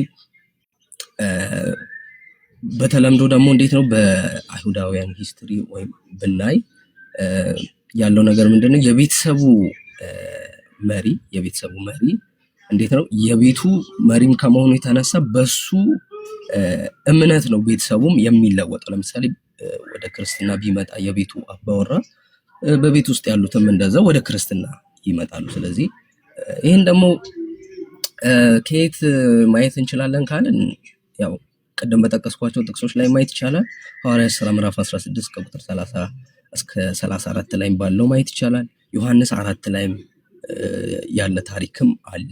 ስለዚህ ይሄ እምነቱ ወይም ክርስትና ወደዛ ወደ አባትየው ወይም ደግሞ ወደ ቤተሰቡ ሲመጣ ቤተሰቡም የሚቀበል ይሆናል ማለት ነው። ስለዚህ በዛ ውስጥ ደግሞ ምንድነው የሚገኘው? አብሮ ቤተሰቡ ልጆቹም አብረው በዛ ይጠመቃሉ ማለት ነው። ስለዚህ እሱን ካለም በኋላ ያው ሰዓቴ ብያለቀ ስለሆነ እኔ ያስኩት ደቂቃ ወደ ቀጣዩ ነገር ቶሎ አልፋለሁ። ስለዚህ ትርጉሙ እንደዛ ከሆነ ከዛ ከብሉይ ኪዳን እስኪ እና ከአዲስ ኪዳን ጋር ምንድነው ያለው ሪሌሽን ጥምቀት ወይም ደግሞ ይሄ አሁን ያለው የቤተሰቦቹ ጥምቀት ወይም ደግሞ ሃውስሆልድ ባፕቲዝም የምንለው ምንድነው የሚያገናኘው የሚለው ጋር እንምጣ። አንደኛ ቆሮንቶስ ምዕራፍ 10 ከቁጥር 1 እስከ 4 ላይ the Israelites were baptized into Moses when they crossed the Red Sea together ይላል። በሙሴ ውስጥ እንደተጠመቁ ባፕታይዝድ ኢንቱ ሞሰስ ብሎ ይናገራል መጽሐፍ ቅዱስ አንደኛ ቆሮንቶስ 10:1 እስከ 4 ላይ። እስራኤላውያን ከግብጽ ሲወጡ በኤርትራ ባህር እንደተሻገሩ እናውቃለን።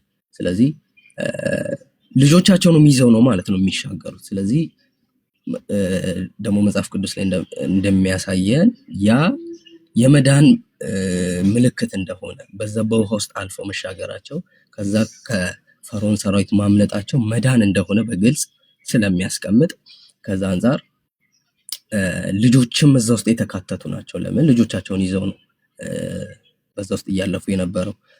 አንደኛ ጴጥሮስ 3:21 ደግሞ የኖህን ታሪክ ተጠቅሞ እንዲህ ይላል Noah and his family were saved through water which is a type of baptism which saves us።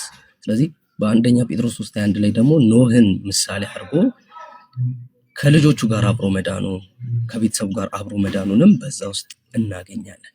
ስለዚህ ኖህ ደግሞ የቤተሰቡ መሪ ነው። ስለዚህ ልጆቹም ደግሞ በዛ ውስጥ መዳናቸውን ደግሞ እናያለን። ቆላስይስ 2:11 ላይ ደግሞ circumcision of Christ የሚል ነገር አለ። እሷን ላንበባትና ቆላስይስ ምዕራፍ 2 ቁጥር 11 ላይ እንዲህ ይላል የሥጋንም ሰውነት በመክፈፍ በክርስቶስ መገረዝ በእጅ ባልተደረገ መገረዝ በእርሱ ሆናችሁ ደግሞ ተገረዛችሁ፣ በጥምቀትም ከእርሱ ጋር ተቀብራችሁ በጥምቀት ደግሞ ከሙታን ባስነሳው በእግዚአብሔር አሰራር በማመናችሁ ከእርሱ ጋር ተነሳችሁ ብሎ ይናገራል። ስለዚህ በብሉይ ኪዳን ምንድነው የምናየው? ግርዘትን እናያለን። ግርዘት ደግሞ እንዴት ነው? ወደ ኪዳኑ ሕዝብ የሚያስገባ ነው። ስለዚህ እነዚህ አሕዛብ የሆኑት ወደ ኪዳኑ ሕዝብ ሊገቡ የሚችሉት በምንድነው? በግርዛት ነው። ስለዚህ በብሉይ ኪዳን ደግሞ በ8ኛው ቀን ነው ወንዶች ልጆች የሚገረዙት። ስለዚህ ያ ደግሞ እግዚአብሔር ከነሱ ጋር ቃል ኪዳን የሚገባበት ነው። በዚህ ክፍል ደግሞ እንደምናየው የዚህ ክፍል ጸሐፊ ጥምቀትን ከምን ጋር ያገናኘዋል? ከግርዛት ጋር ያገናኘዋል። ስለዚህ ሁለቱ የሚያገናኛቸው ነገር አለ። በነገራችን ላይ በብሉይ ኪዳን ያሉ ስርዓቶች ወይም ደግሞ ያሉ እንደዚህ አሁን እንደ ግርዛት፣ የመጻተኛ ጥምቀት፣ ይሄ የመንጻት ስርዓቶች በአዲስ ኪዳን ወይም ደግሞ ክርስቶስ እስኪመጣ ላለው ጊዜ እንደ ቀብድ ነበሩ፣ እንደ መያዣ ነበሩ። ስለዚህ በደንብ ሰንሰለት አለው ማለት ነው። የተያያዘ ነገር አለው በዛ ውስጥ ኤክስፕሌን የምናደርገው እንደዛ ነው።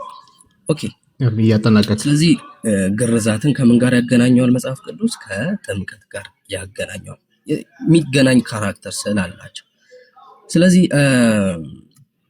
የመጻተኛ ጥምቀት በመጽሐፍ ቅዱስ ላይ ያው ይገኛል። የፕሮስላይት ባፕቲዝም የምንለው የመንጻት ስርዓት ደግሞ እናገኛለን በብሉይ ኪዳን። ሶ ያ ምንድን ነው የሚያሳየው? የሚጠቁመው ወዴት ነው? ወደ አዲስ ኪዳን ነው። ያው ዕብራውያን ላይ እንደሚለው ብሉይ ኪዳን እንግዲህ እንደ ጥላው ስለሆነ ለአዲስ ኪዳን ማለት ነው። ኦኬ እዚች ጋር አንድ ነገር ልጨምርና ከዛ የመጨረሻውን ሐሳብ አስቀምጬ እጨርሳለሁ። ሐዋርያት ሥራ ምዕራፍ 2 ቁጥር 38 እና 39 ላይ ልመለስና በእንግሊዘኛው ላንብብ። እንዲህ ይላል Then Peter said to them, Repent and let every one of you baptized in the name of Jesus Christ for the remission of sins, and you shall receive the gift of the Holy Spirit, for the promises to you and to your children and to all who are far off, as many as the Lord call ይላል።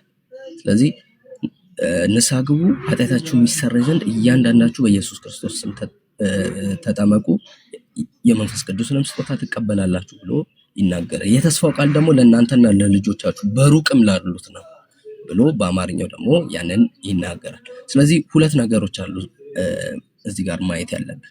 የተስፋው ቃል አለ፣ ከዛ ደግሞ ሰብጀክቶቹ አሉ። ለማን ነው የተስፋው ቃል?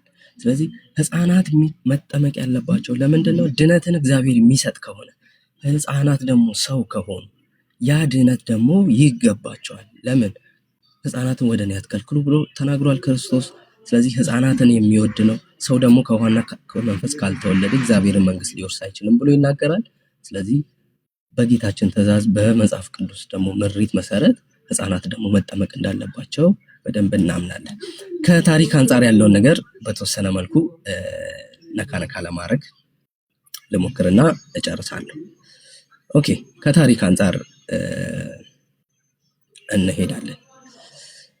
ኦኬ የመጀመሪያው ዮአኪም ኤርሚያስ የሚባለው የጀርመን ስኮላር ያስቀመጣቸው እንትኖች አሉ፣ ወይም ደግሞ የተገኙ እንዴት ነው የአርኪኦሎጂ መዛግብቶች አሉ በጥንት ጊዜ። ለምሳሌ ስም መጥቀስ ካስፈለገ አንድ ይቅርታ፣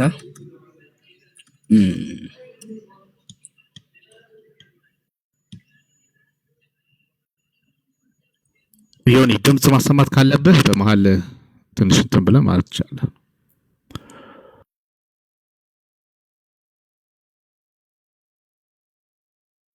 በጣም በእርጋታ ስለምትናገሩ ደስ ብሎኛል።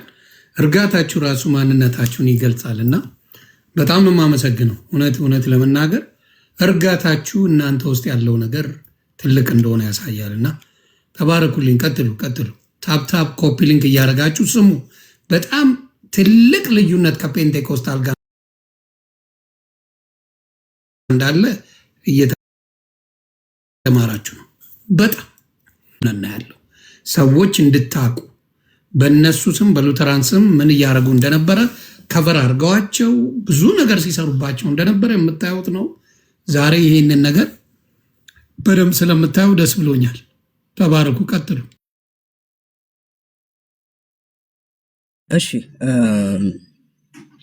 ቅድም ምን እያልኩኝ ነበረ? የአርኪኦሎጂ እንትኖች የተገኙ እንትኖች አሉ፣ ሪከርድ የተደረጉ ነገሮች አሉ። በፈርስት ሴንቸሪ መጨረሻ አካባቢ ሰከንድ ሴንቸሪ ላይ የህፃናት ጥምቀት እንደነበረ አሁን ቅድም ከባይብል አንጻር ነበረ እንትን ሳረግ የነበረው ሰው አሁን ከእንትኑ ጋር ለማገናኘት ልሞክር፣ ከሂስትሪ ጋር ደግሞ ለማገናኘት ልሞክር።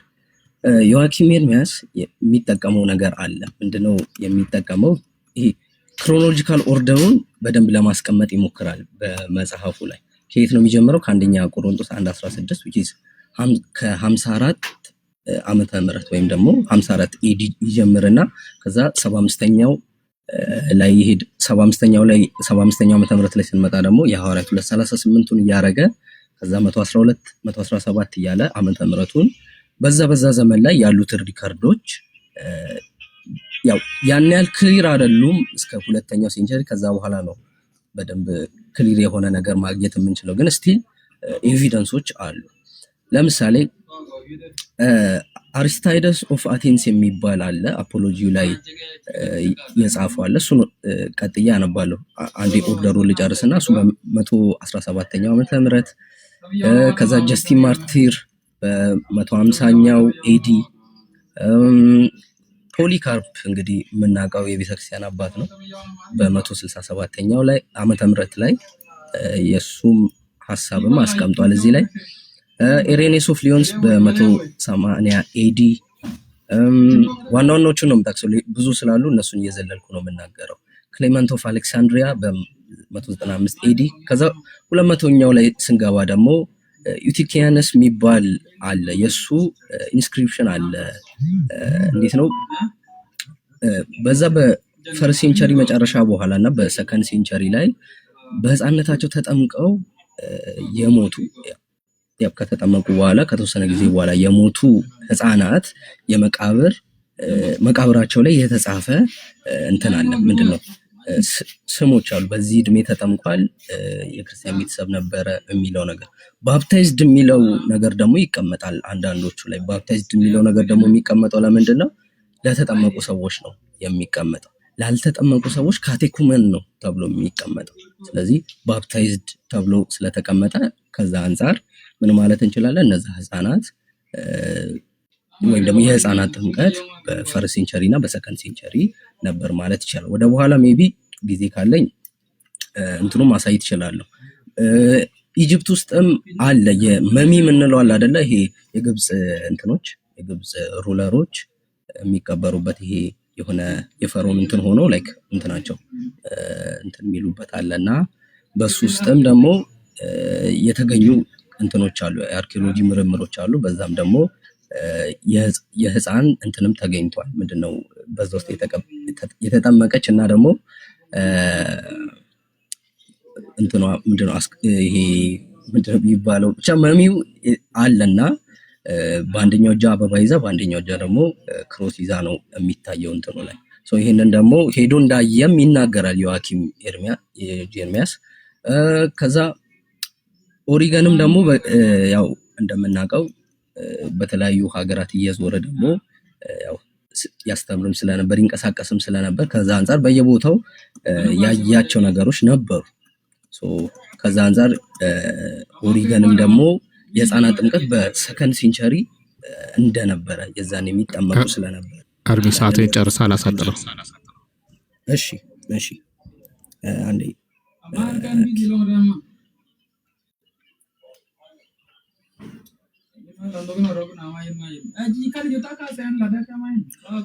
መሚ ያልኩት ይሄ ነው። ሜቢ ይታይ ይሆናል አቅም ትንሽ ብለሪ ሆኗል፣ ግን ቀደም ያልኩት ኢንስክሪፕሽን ይሄ ነው። ኢንስክሪፕሽኑ አሁን ይታያል። አኪ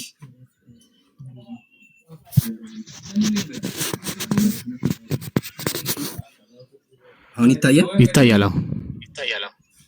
ይሄ ነው ቀደም እያልኩ የነበረው። ይሄ መሚ ያልኩት ይሄኛው ነው እና አሉ እንደዚህ አይነት የአርኪኦሎጂ ማስረጃዎች ወደ በኋላ በደንብ መለስበታለሁ። ግን ያው ለማሳየት የፈለኩት በጥንት ቤተክርስቲያንም የህፃናት ጥምቀት ይታመን እንደነበረ ያው በጣም ቪዚብል በሆነ መልኩ ይቃወም የነበረው ተርቱሊያን ነው በቸርች ሂስትሪ ስናይ።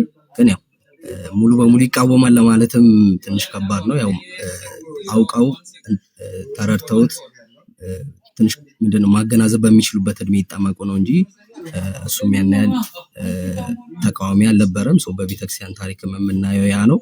አሁን ማስረጃዎቹ ላይ ወደ በኋላ መለሳለሁ። አሁን እዚህ ላይ አበቃለሁ። ተባረኩ። ዮኒ ተባረክ። ቴንክ ዩ ኤርሚ። ዮኒ ድምፅ ማሰማት ካለብህ አሰማና አጠር አድርጌ ትናረጋለህ። የሆነች ነገር ልበል። እታች ያላችሁ ፕሮቴስታንት ወንድምና እህቶቼ ኮመንት ማድረግ ግዴታ አይደለም። አባቴ ግዴታ አይደለም። ካልተመቻችሁ አልተመቸንም ማለት ይቻላል። ግዴታ አይደለም። መሳደቡ ግዴታ አይደለም። ሌላው ለመማር ነው የመጣው። ጨዋነትን ከኛ ተማሩ ስትሉን ነበረ። እንዲህ ማለቱን ከኛ ነበር የምትሉ። ለምን ተናደዳችሁ? መስማት ማንን ገደለ? የሚያወሩት መጽሐፍ ቅዱሳዊ ነገር ነው። የመጽሐፍ ቅዱስ ሀሳብ የተለያየ ሊሆን ይችላል። ግን ኩርፊያው ምን አመጣው? ለምንድን ነው የተናደዳችሁት? ስላልገባኝ ነው። በእናንተ ስር መሆን ስላለባቸው ነው ወይስ በትክክል የገባቸውን እናንተ ስትሰድቧቸው፣ ልጆቻቸውን ስትሰድቡ፣ ባለቤቶቻቸውን ስትሰድቡ፣ እህት ወንድሞቻቸውን፣ አባቶቻቸውን እየሰደባችሁ ያራቃችኋቸው ሰዎች ናቸው እነዚህ አይደል? ስለዚህ እውነታውን ስለገለጹ ለምንድን ነው የምትናደዱት? አትናደዱ እንጂ አዳምጡ። እየሰማን ነው። በደንብ እያዳመጥን ስለሆነ እባካችሁ ባትረብሹ ደስ ይለኛል። ታፕታፕ ኮፒ ሊንክ በማድረግ እንዲደመጥ አድርጉ። ብዙዎቹ ዝም ብለው እየሰሙ ነው። እናንተ ባዶ ጩኸት ነው የምታደርጉት። እና ይሄ ትምህርት ያልተመቻ እውቀቱ ካላችሁ ትምህርቱ ካላችሁ በኋላ አንድ ሁለታችሁን እናስገባለን፣ ችግር የለም። እና ታወራላችሁ አንድ ሁለቱን ትጋበዙና ገብታችሁ ባለፈው እንዳኮረፋችሁት አሁንም ደግሞ ከሉተራን ጋር አክሩፋችሁ እንደምትሄዱ እርግጠኛ ነኝ። ግን እጠይቃችኋለሁ። ተባረኩልኝ። ቀጥሉ ቤተሰብ። ኦኬ፣ በጣም እናመሰግናለን። ላይ መታችም ያላችሁ ዮኒም ሁላችሁም ፕሬዘንት ያደረጋችሁ በጣም ደስ ይላል። ዴቭ ምንድን ነው ያወራው? ጥምቀት ቨርሰስ ድነት ማለት ድነትና ጥምቀት ግንኙነታቸውና ልዩነታቸውን። ኤርሚ ደግሞ ጥምቀት ምንድን ነው፣ ከዛ ከጥምቀት ደግሞ የሚገኘው ምንድን ነው ጥቅሞች እና ጥቅሞች፣ በታሪክ ውስጥ ጥምቀት ምን አይነት ታሪክ ነበረው የሚለውን ኢቨን አርኪኦሎጂካል ምርምሮችን ሁሉ አሳይቶናል።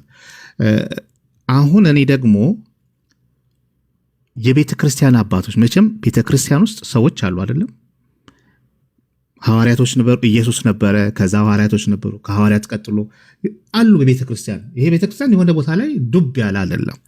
እነዛ ሰዎች፣ እነዛ ቢሾፖች፣ እነዛ ፓትሪያርክስ፣ እነዛ የቤተ ክርስቲያን አባቶች ምን አሉ የሚለው እናደርጋለን። ባይዘዌይ ኤርሚ ዮኒ ጥቅሶችን በተለይም በጥምቀት በነፊት ውስጥ ጥምቀት ለኃጢአት ስርየት፣ ጥምቀት ለድነት፣ ጥምቀት ከክርስቶስ ጋር አንድ ለመሆን፣ ጥምቀት ለሪጀነሬት ለማድረግ፣ ጥምቀት ለመጽደቅ፣ ጥምቀት ወደ ቤተክርስቲያን መቀላቀል የሚሉትን በነፊቶችን ከመጽሐፍ ቅዱስ ጥቅሶች በጣም ብዙ ጥቅሶች አሉ። እሱን ልንሰጥህ ይችላል ኤኒታይም። በኋላ በጥያቄ እያዳበር ነው እንሄዳለን። አሁን ግን እስቲ በቤተክርስቲያን ውስጥ በመጀመሪያው ክፍለ ዘመን ቤተክርስቲያን እነ ዮሐንስ ወንጌላዊ ሳይሞት በ90 ነው እሱ የሞተው። ግን በቤተክርስቲያን ውስጥ ዲዳኬ የሚባል ነገር አለ። ዲዳኬ የሚባል መጽሐፍ አለ። ምን ማለት ነው? የአባቶች ትምህርት ዲዳኬ የሚባል መጽሐፍ አለ። እዛ ላይ ምንድን ነው የሚለው? ቲቺንግ ማለት ነው። በግሪክ ቲቺንግ ማለት ነው። እዛ ላይ አባቶች በቤተ ክርስቲያኒቱ ውስጥ ሲደረግ የነበረውን ትራዲሽን ጽፈውታል። በተለይም ደግሞ በምዕራፍ 7 ላይ በዲዳኬ ምዕራፍ 7 ላይ አንደኛ ሰዎች መጠመቅ እንዳለባቸው ነው። ዊዝ ኖ ኤጅ ሪስትሪክሽን የቤተ ክርስቲያን ማንዋል ነው የሚባለው ያ መጽሐፍ። እንደውም አንዳንዶቹ ለምን ወደ መጽሐፍ ቅዱስ ውስጥ አልገባም ብለው የሚከራከሩበት ነው ይሄ ማንዋል። ምክንያቱም በቤተ ክርስቲያን ውስጥ የነበረውን ትምህርት ያስቀመጡበት ነው። እዛ ላይ መጠመቅ ሰው ሁሉ በቃ ዊዛውት ኤኒ ኤጅ ሪስትሪክሽን ነው የሚያሳየው። ይሄ መቼ ነው? ፈርስት ሴንቸሪ ነው። ከዛ በኋላስ ቅድም ወንድሜም ጠቅሶታል። ራኒየስ ኦፍ ሊዮን የሚባል በፈረንሳይ የፖሊኮርፕ ደቀ መዝሙር ነው። ፖሊካርፕ ደግሞ የዮሐንስ ደቀ መዝሙር ነው። ይሄ ራኒየስ ኦፍ ሊዮን ምን አለ? he came to save all through himself, all I say who through him are born again to God, infants and children and youths and old men. ክርስቶስ የመጣው ሰዎችን ለማዳን ነው። ሁሉንም ለማዳን ነው ስል ይላል። በሕፃናትን ኢንፋንትና ችልድረንን እንኳን ለይቷል። መቼ? ከ130 እስከ 200 ዓመት በነበረበት ጊዜ ኢራኒየስ የፖሊኮርፕ ደቀ መዝሙር ነው። ፖሊኮርፕ ደግሞ የዮሐንስ ደቀ መዝሙር ነው። ሰንሰለቱን አያችሁ። ስለዚህ በዛ ዘመን ራሱ ህፃናት ቦርን አጌን መሆን አለባቸው። በምን? በጥምቀት። ሂፕላተስ ኦፍ ሮም የሚባለው ፕሪስቢቴርስ ነው፣ የቸርች ሊደር ነው፣ በሮም የቸርች ሊደር ነው። እሱ ደግሞ ምን አለ? ባፕታይዝ ፈረስት ቺልድረን and if they are speak for themselves let them do so እያለ ይቀጥላል። መጀመሪያ ህፃናትን አጥምቁ። ይሄ በቤተ ክርስቲያን ውስጥ ነው። በታሪክ መጀመሪያ ህፃናትን አጥምቁ ኤክስፕሊሲትሊ ኢንስትራክሽን የሰጠው ሂፕላተስ። ስለዚህ ምንድነው? ክሊር የሆነ ሊተርጂካል ዳይሬክቲቭ ሰጥቷል። በቤተ ክርስቲያን ውስጥ የነበረውን መጀመሪያ ህፃናትን እንደሚያጠምቁ ይናገራል። በዚህ ላይ ደግሞ ኢንፋንት ኢንክሉድድ እንደሆነ በግልጽ ያስቀመጡበት ቦታ ነው። ኦሪገን የባይብል ስኮላር ነው፣ ኢንፍሉዌንሻል ቴዎሎጂያን ነው። እሱም ደግሞ the church received from the apostles the tradition of giving baptism even to infants. ቤተ ክርስቲያን ከሐዋርያቶቹ የተቀበለችው ትውፊት ህፃናትን ሁሉ እንደምታጠምቅ ኦሪገን በግልጽ ይናገራል፣ በደንብ አድርጎ ይናገራል። ሌላ ቦታ ኢንፋንት አር ባፕታይዝድ ፎር ዘ ሪሚሽን ኦፍ ሲን ይላል። ኦሪገን የፕሬስቤተር ነው፣ በጣም ኢንፍሉዌንሻል ቴዎሎጂያን ነው። በቤተ ክርስቲያን ውስጥ ህፃናት የሚጠመቁት ለኃጢአት ስርየት እንደሆነ በሆሚሊው ኦን ሌቪቲክስ 8:3 ላይ ይገልጻል። ሲፕራያን ኦፍ ካርቴጅ የቢሾፕ ነው፣ የካርቴጅ ቢሾፕ ነው ሲፕራያን ኦፍ ካርቴጅ የሚባለው።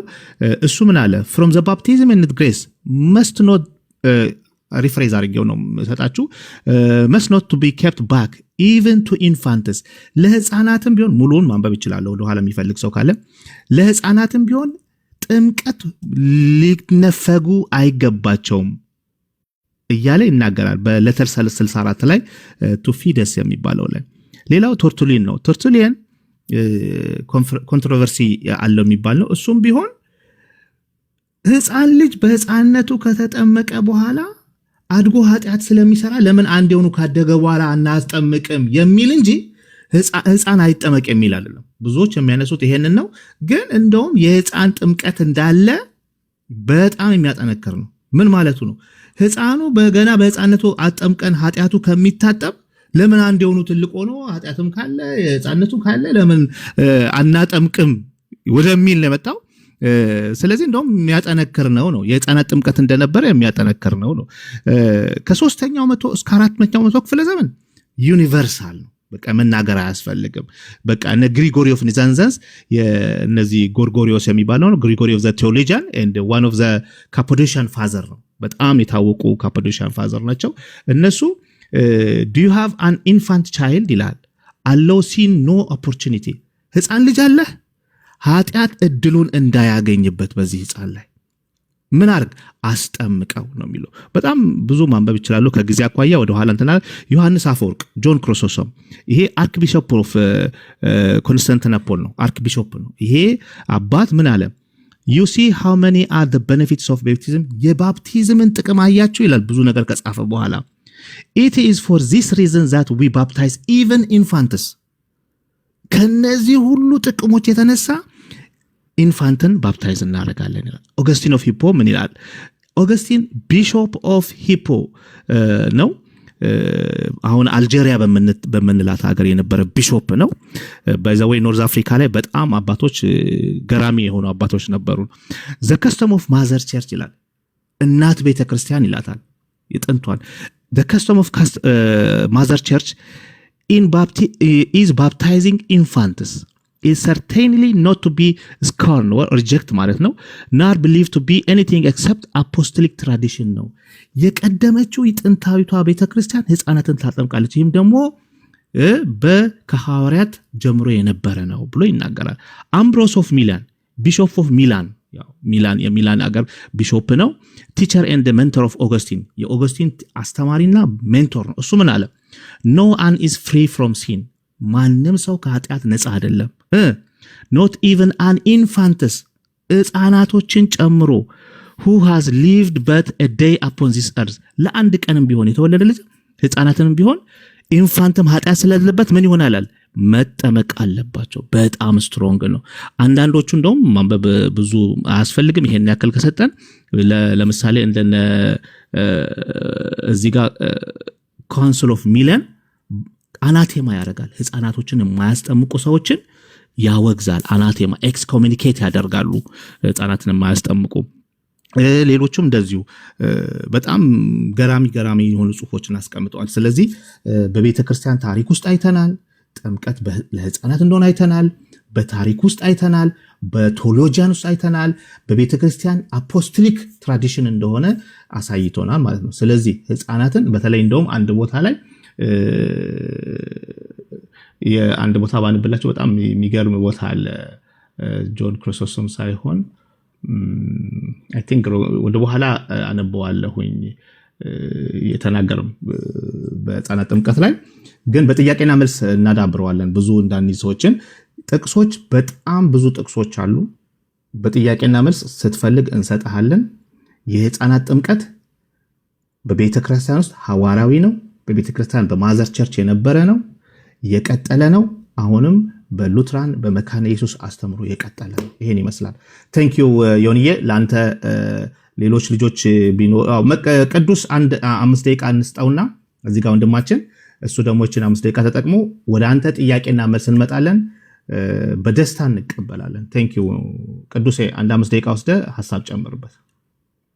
እሺ፣ እንዴት ናችሁ? ደህና ናችሁ? ዮኒ ዲነ ሞር የጥምቀት ጉዳይ ይገርመኛል። እንደ ሜን ኢሹ ሲሆን አንዳንድ ጊዜ አናባፕቲስቶች ከመጡ በኋላ እንደው ተመልሰው ሜን ኢሹ ሆኗል ይላችሁ። አንዳንድ ጊዜ በቀላሉ የማወራው ነገር አለ። እኛ ሉትራኖች የምናወራበት መንገድ ኢየሱስ ክርስቶስ ያመነና የተጠመቀ ይድናል ሲል ምናልባት ያመነና የተጠመቀ ይድናል አላ ለምን ኢየሱስን አናምነው? ኢየሱስ ክርስቶስ ከውሃና ከመንፈስ ካልተወለድክ በቀር መንግስተ ሰማያትን አትወርስም ሲል ምናልባት ኢየሱስ ክርስቶስ እውነቱን ቢሆንስ? ኢየሱስ ክርስቶስ እያወራ ያለው ነገር ትክክል ቢሆንስ? ኢየሱስ ክርስቶስን ብናምነውስ? ኢየሱስ ክርስቶስ በአብ በወልድ በመንፈስ ቅዱስ እያጠመቃቸው ህዝብ ያደርጓቸው ሲል ምናልባት ኢየሱስ ክርስቶስ ህዝብ እንድናረግ ማለት ነው ክርስቲያን እንድናረጋቸው በአብ በወልድ በመንፈስ ቅዱስ እያጠመቅናቸው ቢሆንስ? አይቀልም እንደዛ። ምናልባት ማመን አሁን አንዳንድ ጊዜ ምን ይፈጠራል? ያልተጻፈ ነገር እናገኛለን። አሁን አንዳንድ አርጊመንቶች ያዝናናቸዋል። የዳነ ሰው ነው የሚጠመቀው፣ አታገኙ። ይሄኛው መጽሐፍ ቅዱስ ላይ የትም ቦታ አታገኙ። እኔ ለመዳን ነው እንጂ ለምሳሌ አንደኛ ጴጥሮስ ምዕራፍ 3 ላይ ያለውን ስናየው አሁን ጥምቀት ምልክት ሆኖ ምሳሌ ሆኖ ያደናቸዋል ሲል ምናልባት ጴጥሮስ ሲጽፍ ጥምቀት ምሳሌ ሆኖ ያደነናል ማለት ነው። ሌላ ምንም እንትን ዲፕ ኤክስፕላኔሽን አያስፈልገው፣ በተደጋጋሚ ያለ ነገር ስለሆነ ማለት ነው። ወይም ደግሞ ሮሜ 6 ላይ በጥምቀት ከእርሱ ጋር ከክርስቶስ ጋር አንድ ትሆኑ ዘንድ ሲል ምናልባት ጳውሎስ ሲጽፍ ያንን ከክርስቶስ ጋር አንድ እንሆን ዘንድ መጠመቅ እንዳለብን እየተናገረ ቢሆንስ? ሌላ ኤክስፕላኔሽን ምን ያደርግለታል? እዚህ አሁን ይሄ ሁሉ እንትን ለራሱ አስፈላጊ አልነበረም። ገላትያ ላይም አለ፣ ሌሎች ቦታዎች ላይ እናገኛለን ስለ ጥምቀት። የህፃናት ጥምቀት ላይም ስንመጣ ኢየሱስ ክርስቶስ ህፃናትን ወደኔ እንዲመጡ አትከልክሏቸው ሲል ኢየሱስ ክርስቶስ ህፃናት ወደኔ እንዳትመጡ አትከልክሏቸው እያለ ነው። ምንም ሌላ ኤክስፕላኔሽን አያስፈልገውም፣ ዲፕ ኤክስፕላኔሽን አያስፈልገውም። እና ደግሞ ከዛ ውጪ አንዳንድ ጊዜ የምንለው ነገር አለ አይደለ? እንዲህ የአባቶችን ትምህርት ይላሉ። ለምንድን ነው አባቶችን የምጠቅሱት? እኛን በቃም ወይ እኛ መጽሐፍ ቅዱስን መረዳት አንችልም ወይ ይላል። አንተን ልመን ወይስ በሁለተኛው ክፍለ ዘመን ከሐዋርያት የተቀበለውን አባት? አንተን ልመን። አንተ ማን ነህ ሲጀምር? እኔ እናንተ እኮ መግባባት አልቻለም። እናንተ እነማን ናችሁ? እናንተ የሚገለጥላችሁ ለ2000 ዓመት ለቤተ ክርስቲያን አባቶች የማይገለጥላቸው ለእነማን ናችሁ እናንተ ሲጀመር ማለት ዳትስ የኛም ጥያቄ ነው። በቃ ተደጋጋሚ እንዴ እናንተ አባቶች ትላላችሁ፣ እናንተ እንትን ትላላችሁ ይሉናል። እንዴት አንልም እንዴ? ከአባቶች የተቀበልነው እምነት እኮ ነው ያለን። እንዴ ዝም ብሎ የመጣ እምነት አይደለም አይደል? ለነሱ መንፈስ ቅዱስ እያዋሸ ነበር ማለት ነው። ሐዋርያት ሲያስተምሯቸው የውሸት አስተምሮ እያስተማሯቸው ነበር። ለ1500 ዓመታት አናባፕቲስቶች እስኪመጡ ድረስ የውሸት አስተምሮ ነበር ወይ? ህፃናትን ሲያጠምቁ የዛ ሰዓት ቤተክርስቲያን ያን ሁሉ ዓመታት የተሳሳተች ነበረች። ከዛን እናንተ ከ1500 ዓመት በኋላ መጣችሁ ትክክል ሆናችሁ እንደዛ ነው እያላችሁ ነው ያላችሁት። ታውቋቸዋል እንደዚህ ማለት ነው። ስለዚህ የአንዳንድ ጊዜ ሙር እንትን የማያስፈልጉም በጣም ቀላል መልስ ነው። የሆነ መገለጥና ለመገለጥ እያሉ ከመዳረቅ ውጪ ማለት ነው። እንትን ለዛም ነው እኛውን በቤተ ክርስቲያን ምን እንላለን? ሶላ ስክሪፕቸራ እንላለን። ሶላ ስክሪፕቸራ ስንል መጽሐፍ ቅዱስ አውቶሪቲን ይዘን ሌላውን ይዳኛል ነው እንጂ ሌላውን ሪሙቭ እናረጋለን ኤክስክሉድ እናረጋለን እያለን አይደለም። እኛም እንደው ራሳችንን ሉተራኖች ብዙ ጊዜ የምንለው ነገር አለ። ሂስቶሪክ ፌት ብለን ነው የምንጠራው ራሳችንን። እኛ ታሪካዊ እምነት አለን፣ ጥንታዊ የሆነ እምነት አለን እያለን ነው የምናወራው። እንደው ከሌሎቹ ጋር አርጊው ስናደርግ ኢቨን በሪፎርሜሽን ሰዓት እነ ማርቲን ሉተር አርጊው ሲያደርጉ ሪፎርም ቤተክርስቲያን ኦኬ የተጨመሩባት ነገር አሉ እንጂ ቤተክርስቲያን ሙሉ በሙሉ ስታለች እያሉ አልነበረም። ይህ ከኛ አስተምሮ ውጪ ነው። ያንን ካልኩ በኋላ አንድ ላይ መናገር የምፈልገው በጸጋው ብቻ የሚለው ነው። በጸጋው ብቻ የሚባል እኛ ጋር አስተምሮ አለ እና እሱ በጣም በተለይ የህፃናት ጥምቀት ላይ እንትን አለ በጣም ቫልዩ አለው እና በጸጋው ብቻ ስንል ምን እያለን አሁን አንዳንድ ጊዜ እንትን ይላሉ። እንዴት ህፃናትን ትላላችሁ?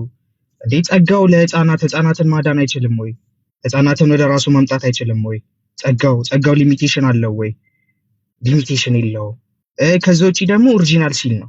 ኦሪጂናል ሲል ሄዳችሁ ኦግስበርግ ኮንፌሽን ላይ ማንበብ ትችላላችሁ። በግልጽ የተጻፈ እንትን አለን እና የኦገስቲንንም የከፔላጃኖች ጋርም ከሁሉም ጋርም ቅዱስ ዮሐንስ አፈወርቅ እሱም እንዳለው እና ደግሞ አምብሮስ ኦፍ ሚላንም ማንም ከኃጢአት ንጹህ አይደለም ይላል አይደል? ህፃናትም ቢሆኑ አንድ ቀንም ያለፈው ቢሆን ከኃጢአት ንጹህ አይደለም። ስለዚህ ህፃናት አይጠመቁም። ህፃናት አሁን አንዳንድ ህፃናት ኃጢአት የለባቸውም ይባል። ህፃናት ኃጢአት የለባቸውም ሲባል አንድ ህፃን ልጅ ያለ እግዚአብሔር እርዳታ ጻድቅ ነው እያለን ነው። ራይቸስነስ ሆኗል ኦልሬዲ። ስለዚህ አንድ ህፃን ልጅ ያለ እግዚአብሔር እርዳታ ያለ እግዚአብሔር ኢንቮልቭመንት ጻድቅ መሆን የሚችል ከሆነ ኢየሱስ ክርስቶስ የሆነ እንትን አለ ማለት ነው። ጳውሎስ ሲናገር ሁሉም ኃጢአትን ሰርተዋልና ሲል ሁሉም ከእግዚአብሔር ክብር ጎድሏልና ሲል ህፃናትን አያካትትም እያላችሁ ነው። አሁን እነሱ እንትናቸው በጣም ነው የሚያስደናው። ሁሉም ሰዎች አህዛብ ሁሉንም እንዳለ ሰውን አይነጥሉ ሐዋርያት ሲጽፉ ማለት ነው። ከዛ በኋላ ግን የታለ ህፃን የሚለው የታለ እንትን የሚለው እያለን አርጊው እያደረግን እንደዚህ አይነት የማይሆን አስተምሮት ውስጥ መግባት ሊሆንብን ነው ማለት ነው። እኛ ግን እናምናለን ህፃናት እኔም ህፃን እያለሁ ከመጠመቂ በፊት አዳማዊ ኃጢአት እንደነበረብኝ በኦግስበርግ ኮንፌሽን እንደተጻፈውም አምናለሁ። ቅዱስ ጳውሎስም እንዳስቀመጠው አምናለሁ። ያንን ስለማምን ኃጢአተኛም ስለሆንኩ ከእግዚአብሔርም ክብር በአዳማዊ ኃጢአት የጎደልኩ እንደሆንኩ ስለማምን በመጠመቄ እግዚአብሔርን አመሰግናለሁ። እግዚአብሔር ይመስገን። እኔ በህፃንነቴ የተጠመቅኩት የመካኒሱስ ልጅ ነኝ። ይህንን ልላችሁ እወዳለሁ። እስቲ ብቻ ይበቃል። አይበቃም? ቴንክ ዩ ቅዱሴ። ወደ ዮኒ እንትኑን ሰጣለሁኝ። ዮኒ የምትጠይቀው ጥያቄ ኤኒቲንግ እንትን ካለ ዊ አር ሬዲ። ያ እኔ የምለው ምንድነው በብዛት መካነ ኢየሱስ እንዳየሁት ታንኪዩ ግን ስለ ኤክስፕላኔሽኑ ሁላችሁም ጥርትና ረጋ ባለ ምንም ግራ በማያጋባ መልኩ ኤክስፕሌን ስታደርጉ ሰምቻለሁና የመጀመሪያው ጥያቄ ምንድነው መካነ ኢየሱስን ሌሎቹ ይቃወሟታል ወይስ ከሌሎቹ ጋር አብራ? አሁን ለምሳሌ መካነ ኢየሱስ ያሉት ሙሉ ወንጌል ሄደው ማስተማር ይችላሉ? ስለ ጥምቀት፣ ስለ ቁርባን፣ ስለ ሌሎች ነገር ማስተማር ይችላሉ ወይስ አይችሉም? የተለዩ ናቸው። እንዲሁም ቃለ ሕይወት፣ እንዲሁም መሰረተ ክርስቶስ፣ እንዲሁም ሌሎቹ ጋር እንደዛ ማድረግ ይችላሉ? የመጀመሪያ ጥያቄ ያ። እሺ መልካም ለመልስልህ። እሱ እኛ ያው አንድ ነን ስንል ካውንስል ውስጥ የሚገባንበት ከካውንስሉም በፊት አንድ ላይ ወንጌልን እንሰራለን። ከጅምሩም ጀምሮ ወንጌልን ስንሰራ አንድ በሚያደርገን ነገር ነው እንጂ በልዩነታችን ላይ አይደለም። በልዩነታችን ላይ አንሰብክም። ለዛም ነው ክሎዝድ ኮሚኒየን ያለን። ክሎዝድ ኮሚኒየን ነው። አብዛኛው የመካኒሱስ አጥቢያዎች ሲኖዶሶችም ክሎዝድ ኮሚኒየን አላቸው። አንሰብክም። አሁን የኛ አገልጋዮች ሄደው ስለ ጥምቀት ሳይሆን ስለሌላ ነገር አሁን አንድ የሚያደርግን ነገር አሁን እኔ እዚህ እንኳን ዝም ብዬ ኢየሱስ እንደሚያድን ብናገር ኦርቶዶክስ ካቶሊክ እያለ ምንም የሚለይ ነገር አይደለም። ስለዚህ አንድ በሚያደርገን ነገር መጋራት እንችላለን፣ ህብረት ማድረግ እንችላለን። እኛ ጋርም አሁን ለምሳሌ መዝሙሮች ላይ አሁን የመሰረተ ክርስቶስ የቃለ ሕይወት እኛ ጋር መጥተው ይዘምራሉ። የኛም ዘማሪዎች እነሱ ጋር ሄደው ይዘምራሉ። ኳየሮች እንደዚህ እንትኖች አሉ። ግን ይሄ በሳክራሜንታል ዩኒየን የለም። ሳክራሜንታል ዩኒየን የለንም። ሳክራሜንታል ዩኒየንማ ካለን አንድ ሆነናል። አንድ ወጥ ቤተክርስቲያን ሆናል ማለት ነው። አንድ ወጥ ቤተክርስቲያን ያልሆነው ለዛ ነው። ሳክራሜንታል ዩኒየን ስለሌለን ነው ሁሉም ራሱን ችሎ የተለያየ የራሱን እንትን ይዞ የወጣው ማለት ነው። ዴቭ እንትን ብታረግ እዚህ ላይ ሀሳብ ብሰጥ ጥሩ ነው። ያ ቅዱስ እንዳለው ነው ዮኒ ማለት ኮንፌሽናችንም ይከለክላል።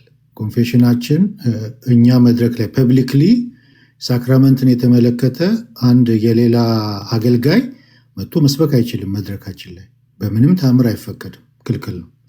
ምክንያቱም በዚህ ላይ ልዩነት እንዳለን ይታወቃልና ሳክራመንታል ጉዳይ በመድረካችን እንዲሰብክ አይፈቀድለትም። እነሱም አሁን የአንድ የሉትራን ወይም የመካነ ኢየሱስ አገልጋይ ሄዶ ስለ ጥምቀት እዛ ሙሉ ወንጌል ሊያስተምር አይችልም። በጣም ልዩነት አለን እዚህ ጋር። ስለዚህ ይሄ ሳክራመንታል ጉዳይ ላይ አንደኛ ኮንፌሽናችን ይከለክላል፣ አይፈቀድም። ፐብሊክሊ ይህንን ማስተማር ከተፈቀደላቸው ሰዎች በስተቀር ማስተማርን ይከለክላል ኮንፌሽናችን። ስለዚህ በዚህ ጉዳይ ምንም ድርድር የለውም፣ ሬድ ላይን ነው። በአጭሩ ዶክትሪን ነክ ስለሆነ የራስህን ዶክትሪን ሌላ ቸርች ሄደህ ማስተማር አትችልም ነው የሚለየን ዶክትሪን ነው አንዱ ይሄ። ስለዚህ ሌላ ቦታ መሄድ አይቻልም። ምክንያቱም አንዱም የሚለየን ዶክትሪን ስለሆነ ይሄ የአንተን ዶክትሪን ወስደህ ሌላ ቦታ ማስተማር አትችልም ነው ዮኒ። ስለዚህ አሁን እንደሰማሁት ከሆነ ከይቅርታ ጋር የዘማሪያን እጥረት አለ ማለት ነው። አንደርስታንድ ስላላረኩት ነው። ምክንያቱም በሌላ ዶክትሪን ሌላ ቦታ ሄጄ እማልሰብክ ከሆነ ያንን የማላምንበት ቦታ ላይ ሄጄ ሌላ ነገር የማረግ ከሆነ ከመዝሙር ኢየሱስ ኢየሱስ ብሎ ለመዘመር ብቻ ከሆነ አንድነቱ ወደ ውስጥ ስትገባ ግን ሙሉ የማይገናኝ ከሆነ እንዴት ነው ሄጄ እዛ መዘመር ብቻ ኢየሱስ ኢየሱስ ስለሚባል ብቻ ስለተዘመረ አንድነት አለ ብሎ ማወጁ አይከብድም? ይሄ ነው ጥያቄ። ገብቷቸዋል ጥያቄ?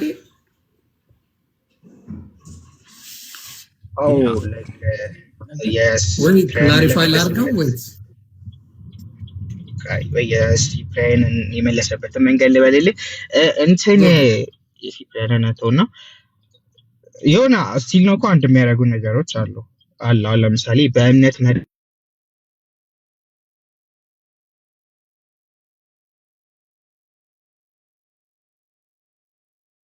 ያን ብቻ ተመልሻለሁ። ያ እየተቆራረጠ ነው። ታፕታፕ እያደረጋችሁ ቤተሰብ እዚህ በጣም ክሪቲካል ነገር ስለሆነ በዚህ ሰዓት ታፕታፕ ኮፒ ሊንክ አድርጉ። እኔ ፊት ለፊት ነው የምጠይቀው፣ በአክብሮትም ጭምር ነው የምጠይቀው። ስለዚህ ጎሄድ ግን እያልኩ ያለው ምንድን ነው፣ ሳክራሜንት ላይ ከመጣ ባፕቲዝም ላይ ከመጣ ገባ፣ ጥምቀት ላይ ከመጣ ሳክራሜንት ላይ ከመጣ ቅዱስ ቁርባን ላይ ከመጣ ምንም ያገናኛችሁ ነገር ከሌለ በዝማሬ ብቻ ኢየሱስ ኢየሱስ ስለተባለ መዘምራን መከራየት አይነት ነገር ከሆነ ምኑ ነው አንድነቱ እያልኩ ነው የምጠይቀው። አዎ እንዴት እስቲ ያስረዳኝ። ያው ከሳክራሜንት ውጭ ሌሎች አንድ በሚያደርገን ነገር እንቀጥላለን በሚል ነው። አንድ የሚያደርገን ነገር ነበረ። አንድ የወንጌል ስራ፣ ሚስዮናዊ ስራዎች፣ ብዙ ህብረቶች ነበሩ እና ደግሞ በስደት ዘመን በደርግ ጊዜ በተለይ የሳሳት ነው አንድ የሆን ነው እና በአንድነት ተሰደን ስለነበረ ያው በችግር ጊዜ ዩኒቲ ሲመጣ ነው አንድ ላይ ዩኒፋይድ ሆነናል። በዚህ ሀገር ያው ውጭ ሀገር አልተለመደም፣ ምናልባት ኢትዮጵያ ውስጥ ነው ይሄ አንድነት ያለው። ያ እንደዚህ አይነት እንትኖች አሉ፣ የተፈጠሩ ኦኬዥኖች አሉ።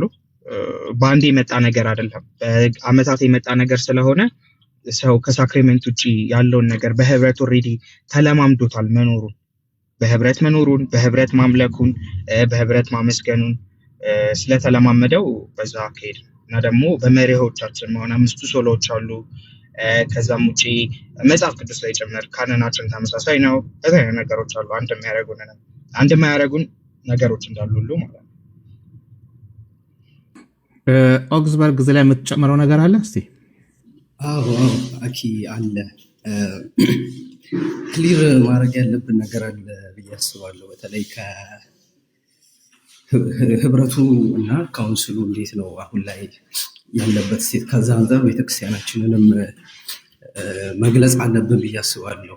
ብዙ ሰው ኮንፊዥን ውስጥ እየከተተም ስለሆነ በዛ መልኩ ክሊር ይሆናል ብዬ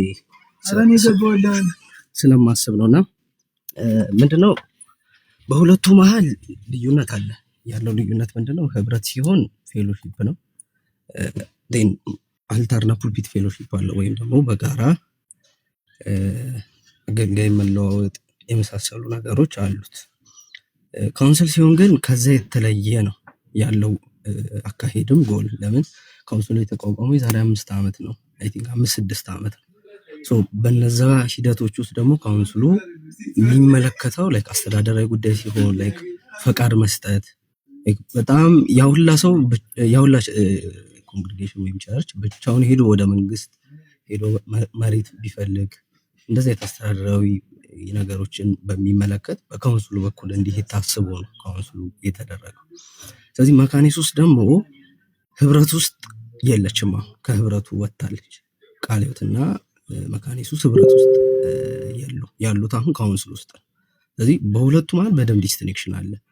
ከዚህ በፊትም በተደጋጋሚ ስንናገር ነበረ። በተለይ ቤተክርስቲያናችን በ2010 እና ከዛ በፊትም በነበረው ከዛ በኋላም ባሉት ስብሰባዎች ወይም የካውንስል ስብሰባ የካውንስል ስል የራሱ የቤተክርስቲያኑ ያው ሲኖዳል ስለሆነ በሲኖዶስ ስለሆነ የምትመራው በዛ ባደረገቻቸው ስብሰባዎች ላይ ከማን ጋር ነው ህብረት ማድረገው ከማን ጋር ነው መሰዊያና መስዋዕት መጋራው የሚለውን ሐሳብ ስታስቀምጥ ምንድነው ያስቀመጠችው? አስተምሮዋን ሳይሸራረፍ የቤተክርስቲያኒቱን አስተምሮ ሳይሸራረፍ ከሚቀበሉት ጋር አብረን ህብረት እናደርጋለን። ያ ማለት ሉተራውያን ከሆኑት ጋር ያው መካነ ኢየሱስ ቤተክርስቲያን ሉተራዊ ቤተክርስቲያን ስለሆነች ማለት ነው።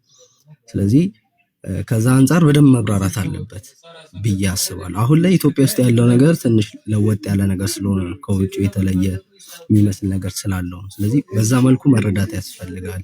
ሲቀጥል ህብረት አናደርግ ወይም ደግሞ በቤተክርስቲያኒቱ መግለጫ መሰረት ያ ማለት ቅድምም አንተ ዮኒ የጠየቀው ጥያቄ አለ ስለ ጥምቀት ስለ ጌታ እራት እዛ ሄደን አንሰብክም። እነሱም አያሰብኩም። ለምን ያው አይቻልም። በዛም እኛ ጋር መጥተው ያንን እንትን ሊሉ አይችሉም። ልዩነት ስላለ ግን ያው ልክ ዓለም ላይ እንዳለው ወርልድ ካውንስል ኦፍ ቸርችስ አይነት እንደዚህ አንድ ላይ የሚሰሩ ስራዎች ምናምን ሲኖሩ አንድ ላይ ሁሉንም የሚያስማማ ነገር ሲኖር ልክ እንደ ኢትዮጵያ መጽሐፍ ቅዱስ ማህበር አይነት ነገሮች ሲኖሩ አብሮ መስራት ይቻላል። ከዛ ባለፈ ግን የመስዋዕታችን ጤና መጠበቅ አለበት ብለን እናምናለን። ቤተክርስቲያንም ስለምታምን ይሄንን ኮንፊደንት ሆኜ የምናገረው። ስለዚህ ያ ደግሞ ምንን ያካትታል? ልክ አሁን እኛ ቤተክርስቲያን ሲመጣ ቤተክርስቲያን የምታምነውን ነገር መናገር አለበት። ያ ሰው ማስተማር ያለበት በዛ ፍሬምወርክ ውስጥ ያንን ጠብቆ መናገር መቻል አለበት። የቄሶቻችንም ኃላፊነት ያ ስለሆነ የቤተክርስቲያንን የምዕመኑን ጤና መጠበቅ መሪ ስለሆኑ መጋቢ ስለሆኑ እረኛ ስለሆኑ ያንን የማድረግ ግዴታ ስላለባቸው ያንን ቢያደርጉ መክራለሁ። እኔ አሁን ላይ በደንብ እንዲያደርጉት መክራለሁ። ግን ቤተክርስቲያን ያስቀመጠችው አቋም ስትሪክትሊ ምንድነው? በቃ መሰዊያና ምስዋዕ አላጋራም። ከማን ጋር አስተምሮዬን ሳይሸራረፍ ከሚቀበሉት ጋር አብሬ ያደርጋል። ግን ከማይቀበሉት ጋር አብሬ ፌሎሺፕ ማድረግ አልችልም። ለዛ ነው ካውንስል ውስጥ ያለችው። ካውንስሉ ደግሞ አስተዳደራዊ ጉዳይ ብቻ ነው የሚመለከተው እንጂ እንደዚህ ኢንተር ዲኖሚኔሽናል የሆነ ነገር ውስጥ በጭራሽ አይገባም። ስለዚህ ሁለቱን መለየት ያስፈልጋል። ስለዚህ አሁን እኛም ለማጥራት እየሞከርን ያለ ነው፣ ለማስተማርም እየሞከርን ያለ ነው። እኛ አይዴንቲቲያችን ማንነታችን ሉተራዊነት ነው። ትራዲሽን አለን። በአምስቱ ሱላዎች በደንብ እናምናለን። ያንን ነው ለማሳየት እየጣርን ያለ። ወደ ጥንቱ ክርስትና ደግሞ በጣም ክሎዝ ነን ብለን ስለምናምን ስለዚህ ሰው እንዲያየልን የምንፈልገው ያንን ነው። ከወንጌልን የምንሰራበትም አፕሮች ያ ስለሆነ ህግና ወንጌል የሚባል አካሄድ ስለሆነ የኛ ቴዎሎጂ በዛው ስለሆነ ቅድም ስናስረዳ ካያችሁ ዴቭም እኔም አኪም ከኋላን የጀመሩ ከህጉን የጀመሩ ከብሉይ ኪዳን ጥሩ እናንተው ካላችሁ እሄዳለሁ። ኦገስቲን ስላቋረጥኩ በጣም ይቅርታ። ይሄን አጠንክሬ ስለምጠይቅ ነው። ቅድምም ደጋግሜ የማደርገው ስታስተምሩኝ ምን ብላችሁኛል? አንደኛ ቆሮንቶስ ምዕራፍ 10 ቁጥር 17 ላይ በደንብ አድርጋችሁ ይህን ነገር ስትነግሩኝም ጭምር ነበረ። ምንድን ነው የሚለው? አንድ እንጀራ ስለሆነ እኛ ብዙዎች ስንሆን አንድ ስጋ ነን፣ ሁላችን ያን አንዱ እንጀራ እንካፈልና አንድ ነን ነው። ተግባባልንተናል። እኔ እስከማውቅ መጽሐፍ ቅዱስ ላይ አንድ እንጀራ ስለሆነ እኛ ብዙዎች ስንሆን አንድ ስጋ ነን፣ ሁላችን ያን አንዱ እንጀራ እንካፈላለንና። ምክንያቱም በቁርባንና በጥምቀት ላይ ሉተራውያን አንድ ናቸው። በዚህ ደግሞ ኮምፕሊትሊ የተለዩ ናቸው። እነሱ ሙሉ ወንጌላውያን ሙሉ ለሙሉ የተለዩ ናቸው። አንድነት እዛ ላይ የለም። አንድነት በሌለበት በመዘመር ብቻ አንድነን ብሎ መምጣት ሌላው ሀገር ላይ እንዳልኩ አሁን ቅድም እንደ ቅዱሴ እንዳብራራልኝ ከሆነ በችግር ጊዜ አብሮ ስለሆኑ ምናምን ያለኝ በችግር ጊዜማ ብዙዎቹ አብረው ሊሆኑ ይችላሉ። ችግር ያለበት አብዛኛው አብሮ ሆኖ ብዙ ነገር ያለጋል። ግን አሁን በትክክለኛው እንደዚህ ነን ብሎ መናገር በሚቻልበት ዘመን ደርግ አልፏል። ያለው ማነው? ኢህአዴግ ነበር። ከዛውን ብልጽግና አለ። ስለዚህ በዚህ ጊዜ ላይ ማንም ኢቭን መንገደኛ እኔ ፓስተር ነኝ ብሎ የሆነ ቸርች መክፈት በሚችልበት ጊዜ እኔ ፍቅር ሲዝም ነኝ ብሎ መክፈት በሚችልበት ቦታ ላይ አሁን እዚህ የሉተራውያን ወንድሞችና እህቶች የተለየ ትምህርት እያለ እያወቃችሁ ውስጣችሁ ልዩነት እንዳለ እያወቀው በአንድነት ማምለኩ እንደዛ ከሆነማ ለምን ከካቶሊክ ጋር አታመልኩም? ለምን ከኦርቶዶክሳት ጋር አታመልኩም? እንዲያውም የሚቀርበው እነሱ ናቸው። ምክንያቱም እነዚህ ምንም ከድህነት ጋር የሚገናኝ ነገር የለውም። እንትኑን ብታመጡ፣ ጥምቀቱንም ብታመጡ፣ ፔኔኮስታል ጋር ጥምቀቱንም ብታመጡት፣ ቁርባኑንም ቅዱስ ቁርባኑንም ብታመጡት ከመዳን ጋር ምንም ግንኙነት የለው። ትምህርታቸው እንደዛ ነው። ያንን ተምሬዋል። ግንኙነት የለውም። ማመን ብቻ ነው ትልቁ የመዳን ትርጉም። ስለዚህ ምንም በዚህ ጋር በማይገናኙበት ሞር ወደ ካቶሊክ ሞር ወደ ኦርቶዶክስ መሄዱ የሚያመዝነው በዚህ በኩል ጋር ብዙ በትምህርቱ ግራማ ያጋባ ቦታ እያለ እንዴት እናንተ ሌሎቹ ጋር መሄዱን መረጣችሁ ነው። ተግባብተናል። አብሮ አይድማ ትምህርቱ አይሄድም።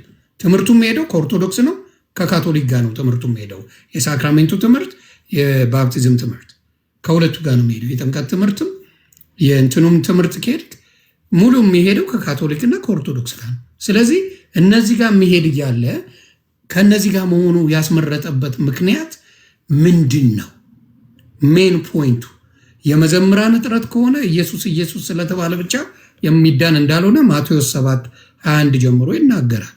የአባቴን ፍቃድ የሚፈጽም እንጂ ጌታዊ ጌታዊ የሚለኝን አልሰማም የሚልበት ጥቅሶችም እንዳሉ ታውቃለህ። ስለዚህ ያንን ነገር እንዳወቃችሁ እንደማይድኑበት እያወቃችሁ ትምህርቱ ምን አይነት ትምህርቱ የቅዱስ ቁርባኑ ትምህርት፣ የጥምቀቱ ትምህርት የድህነት ትምህርት ውስጥ ስላልሆነ እነሱ ጋር እንዴት አድርጋችሁ ነው አብራችሁ የምታመልኩት? ይህን በደንብ አድርጋችሁ እንዲገባኝ አስረድታችሁኝ። ባለፈው እነዛ የተቀየሙኝ በዚህ ጥያቄ ነው። አብረው ተወያዩ ከኦርቶዶክስ ወንድሞች ጋር። ከዛ በኋላ አይ እነዚህ ክሊር አድርገውልኛል፣ እናንተን ልጠይቅ ባልኳቸው አኩርፈኝ ነው እስካሁን አኩርፈኝ ያሉት እና ይሄ በጣም ለእናንተም የሚጠቅም ነገር ስለሆነ ሞር ህብረታችሁ ወደ ኦርቶዶክስ እና ወደ ካቶሊክ የሚያደላ ነው ባይነኝ እኔ። እስቲ ካልሆነ ደግሞ አይ አይደለም ብላችሁ እናንተ አስረዱ ከመጽሐፍ ቅዱስ አንጻር። እሺ ሀኒቾ ጀስት ካለ አስገቢው፣ ጀስት ካለ አስገቢው። እሱን የሚመለከት ነገር ስላለ ግን እኔ ልጀምረውና ሌሎቻችሁም ትጨምሩበታላችሁ። አንደኛ እንደ ክርስቲያን እንግዲህ ክርስቲያንን ሁላችንም እንግዲህ እንደ ሉትራን ወይም እንደ መካኒሱስ ደግሞ ሌሎቹን ጥንታዊ ቤተክርስቲያናቱን እንደ ካቶሊክንም ኦርቶዶክስንም ጨምሮ ወንጌል አማኙንም እንደ ክርስቲያን እንቆጥራለን። ግን ላይክ የምንስማማባቸው ነገሮች አሉ። እንደ ክርስቲያን ስለሆነ ሼር ማናደርጋቸው ነገሮች ይበዛሉ ማለት ሳይሆን ሼር የምናደርጋቸው ነገሮች አሉ ኦብቪየስሊ። ግን አንድ ላይ ላይክ አብሮ እንትን ለማለት እንትን ያስፈልጋል፣ ፉል አግሪመንት ያስፈልጋል በሁሉም ነገር። አሁን ኤክስፕሌን መደረግ ያለበት ለዛ ጥሩ ጥያቄ ነው፣ በደንብ አፕሪሺየት አደርጋለሁ። ግን ክላሪቲው ምንድነው የሚያስፈልገው? ላይክ ሂስትሪዋ ምንድነው የዚህ ቤተክርስቲያን አንደኛ እንዴት ነበረች የሚለው ነገር ወሳኝ ነው። ከዛ አሁን ላይ ያለው ስቴት ምንድነው የሚለው እና ከዛ ወደፊት ደግሞ እንዴት ነው መሆን ያለባት። እኛ ሶስቱን ቃኝተን ነው የምንናገረው ሁሌም ስንናገር። ያለፈችበት እንትን አለ። ለምሳሌ ኢትዮጵያ ውስጥ ስለሆነ ያለችው ከሌሎቹ ጋር የነበራት ነገር አለ። ያ ደግሞ ያመጣው ተጽዕኖ አለ፣ ያመጣው ቤተክርስቲያን ላይ ያመጣው ነገር አለ። ለምሳሌ አሁን ህብረት ውስጥ ነበረች፣ ከዛ ከህብረት ወጣ ነው አሁን ካውንስል ውስጥ የገባችው። አንድ ላይ የሚሰራበት ነገር አለ። ውጭ ላይ ኦብቪየስሊ ክርስቲያን የሆኑት በስላሴ የሚያምኑት አንድ ላይ የሚሰሩበት ሚንስ አለ። ግን ይህም በደንብ መናገር ስላለብኝ ነው። የጌታ እራት ሲሆን ሌላ ሚኒንግ አለው። ጥምቀት ሲሆን ሌላ ሚኒንግ አለው። ምን ማለት ነው?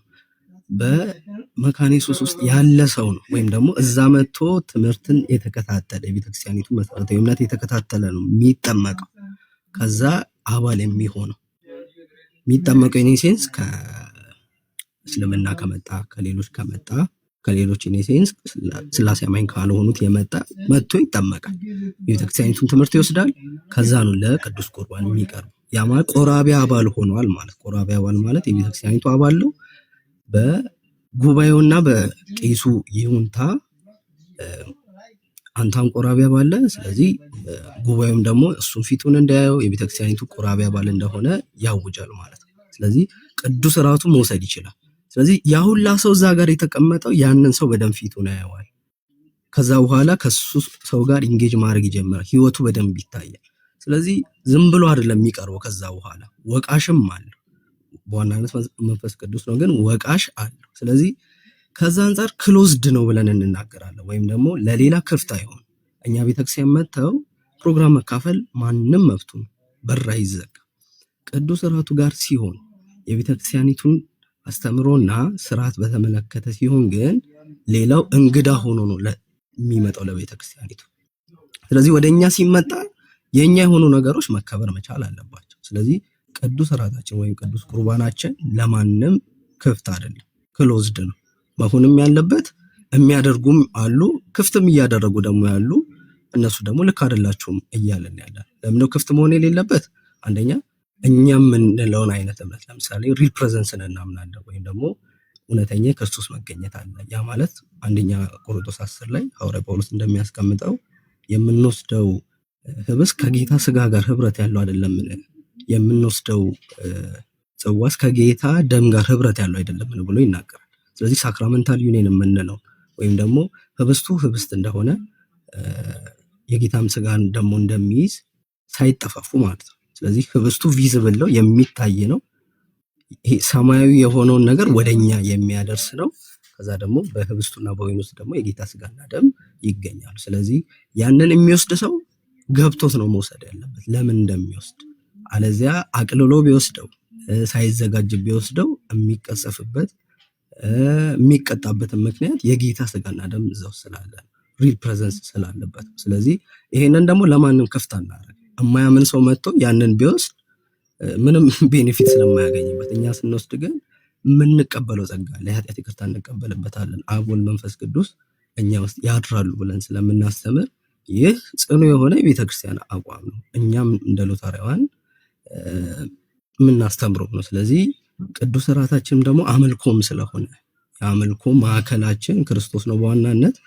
ክርስቶስን ደግሞ ወይም ደግሞ ክርስቶስ የሰራውን ስራ ደግሞ የምንቀበለው በቅዱስ ምስጢራቱ ስለሆነ ያ የኛ ሌላ ሰው ወደኛ ከመጣ እንግዳ ሆኖ ነው የሚገባው። ስለዚህ በዚህ አንድነትን ማስቀመጥ አይቻልም። ለምን? በቃ ቤተክርስቲያን ይሄ ነው አይዴንቲቲዋ። በዚህ መልኩ ትሄዳለች።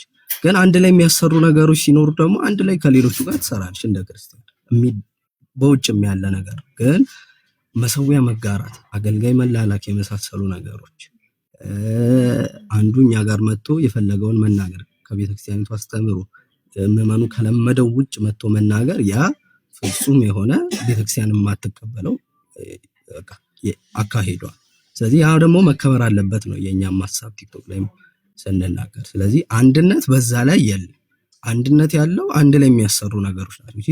ከነዛ ነገሮች ውጭ ይሆን ግን ምንመሳሰልባቸው ነገሮች አሉ። ወይ ለአንተ አንድነት ዋናው ምንድነው? ማብራት ዋናው ጥምቀቱ ላይና ቅዱስ ቁርባኑ ላይ ነው አንድነቱ አይደል? ዋናው አንድ የሚያደርገው ቅዱስ ቁርባኑና ሴንተሩ እሱ ነው አይደል? ስለዚህ አሁን በአንተ ባልከው ሙሉ ወንጌሎች ድነዋል አልዳኑ? አንከር እያረኩ ነው መጠየቅ ትንሽ ስለቆየው እነሱ ጋር አሁን እነሱ ጋር ሲመጣ እነሱ ድነዋል አልዳኑ? ሁለት ነገር ላስቀምጥ። አንደኛው ድነት እግዚአብሔር ሁሉም ለሰው ልጅ የሰጠው ነው። ሁለተኛ ድነትን በዲኖሚኔሽን አናስቀምጥም። ለምን? ኦርቶዶክስ ያመነ የተጠመቀም ይድናል፣ ያላመነ ይፈረድበታል ነው የሚለውና እነሱ አሁን እነሱ ያመነው ጋር ነው ጨረፍ አድርገው ሸርፏት የሚወስዷት ማመኑ ላይ ብቻ ነው።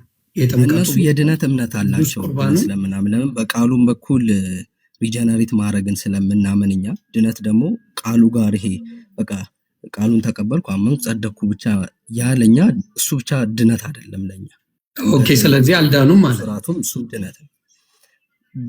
ስለዚህ እንዴት አልዳኑም። መሰለህ አሁን በቅዱስ ራቱ በኩል ስንመጣ ያንን በቅዱስ ራቱ በኩል የሚገኘውን ጸጋ ኖ ጥምቀቱ አያገኙም ላይ ራሱ አለ። የምንለው ጥምቀቱ ላይ አሁን ጥምቀቱ ላይም የክርስቶስን ልብስ ነው የምንለብሰው፣ ያልተጠመቀ ይፈረድበታል ይላል እዛ ላይ።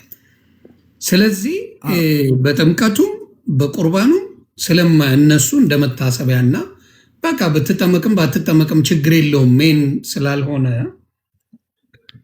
እነሱ ጥምቀቱ አልዳኑም ማለት ነው። ሲመጣ ምን ላይ እንጠለጠላል መሰለህ አሁን የድነት ነገር ምን ጎሄድ ይጠለጠላል ስለዚህ ስላልዳኑ ካልዳኑ ጋር ህብረት እየተደረገ ነው ማለት ነው። ከዛ ጥያቄ የሚመጣው ያለው አንቺ ጎሄድ እንትን ነው ማለት አሁን ስለ ሉትራን አስተምሮ ስለሆነ የምናስተምረው ስለ ሌሎች ባይነሳ እንደ ሀሳብ ማለት ነው።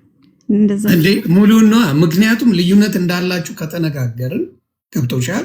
ልዩነት እንዳለ እናንተን ቀኑን ሙሉ ሲጨፈጭፏችሁ ነው የሚውሉት። ቀኑን ሙሉ ጠዋት በይ ማታ በይ ኦርቶዶክስ ነው የምትጨፈጨፈው ወይ ሉተራን ነው የምትጨፈጨፉት? ዋሻው ከይቅርታ ዋሻው ጋር ንገሪኝ እቺን ብቻ። ብቻ ልበልና ዮኒ ለጀስት እና ለዩሲ ትሰጥልኛለች ብቻ ኦኬ ግን አየሽ አንቾ ያልኩትን አንዴ እንትን ትበለኝ። ቀኑ ሙሉ ወይ ኦርቶዶክስ ትሰደባለች ወይ ኦርቶዶክስ ላይ ነው ፎከሳቸው ወይ ደግሞ ማን ላይ ነው? ሉተራውያን ላይ ነው አይደለ? ከነ ቤተሰብ ጭምር ሲሰደብ የሚውለው እስካየው ድረስ ማለት ነው። ስለዚህ አሁን የኔ ጥያቄ ምንድን ነው? ህብረታችሁ ምንን ያገናዘበ ነው? በቁርባን አንድ ካልሆናችሁ፣ በጥምቀት አንድ ካልሆናችሁ፣ በዋናው ነገር አንድ ካልሆናችሁ በምንኛ ሂሳብ ነው አንዱ መጥቶ እዚህ ሊያስተምር የሚችለው? ምን አይነት ነገር ሊያስተምር ይችላል? አሁን ለድህነት ተብሎ ነው አይደል ሁሌ ትምህርት ያለው። የመዳን ጉዳይ ነው ትምህርቱ ሁልጊዜ። የመዳን ትምህርት ስታስተምሪ ኢንክሉድ ታደርጊዋለሽ በማ በሉተራውያን ወንድምና እህቶች እዚህ ባላችሁት ጥምቀት ኢንክሉድ ይደረጋል፣ እንዲሁም ደግሞ ቅዱስ ቁርባን ኢንክሉድ ይደረጋል። ያንን እነዛ አያምኑበትም። ስለዚህ ምን አይነት ትምህርቶች አንድ አድርጓችሁ ነው ተመሳሳይ ያደርጓችሁ?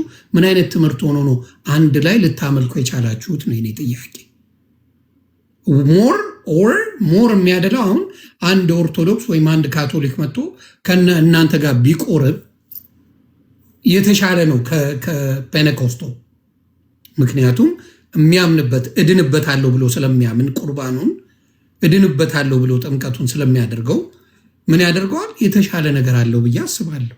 ስለዚህ ከፔኔኮስታል ጋር ከፍተኛ ልዩነት ባለበት ውስጥ ለማጥበብ የሚካሄደው መንገዱ ለምን እንዳስፈለገ ስላልገባኝ ነው። እና በደንብ አድርጋችሁ አስረዱኝ። እንዳልጠይቃችሁ ወይም ይብራብን ማለትም ይቻላል። ሀሳብ እዚህ ጋር ምትል እሺ ዮሲ አግባ ጥሩ ውይይት ነው። ከሌሎች ወንጌላውያን አማኞች ጋር ሉትራን ምን አይነት ግንኙነት አላቸው የሚለው በሚመለከት አንደኛው በቅዱሳት መጽሐፍት እንመሳሰላለን ማለት የቅዱሳት መጽሐፍት የበላይ ባለስልጣንነትን ስለምናምን ማለት ነው። 66ቱ መጽሐፍት በሚለው ጋራ ያደርገናል ማለት። ሁለተኛው የመስቀሉ ማዕከላዊነት ማለት ነው። በስብከቶቻችንና በትምህርቶቻችን የመስቀሉን ማዕከላዊነት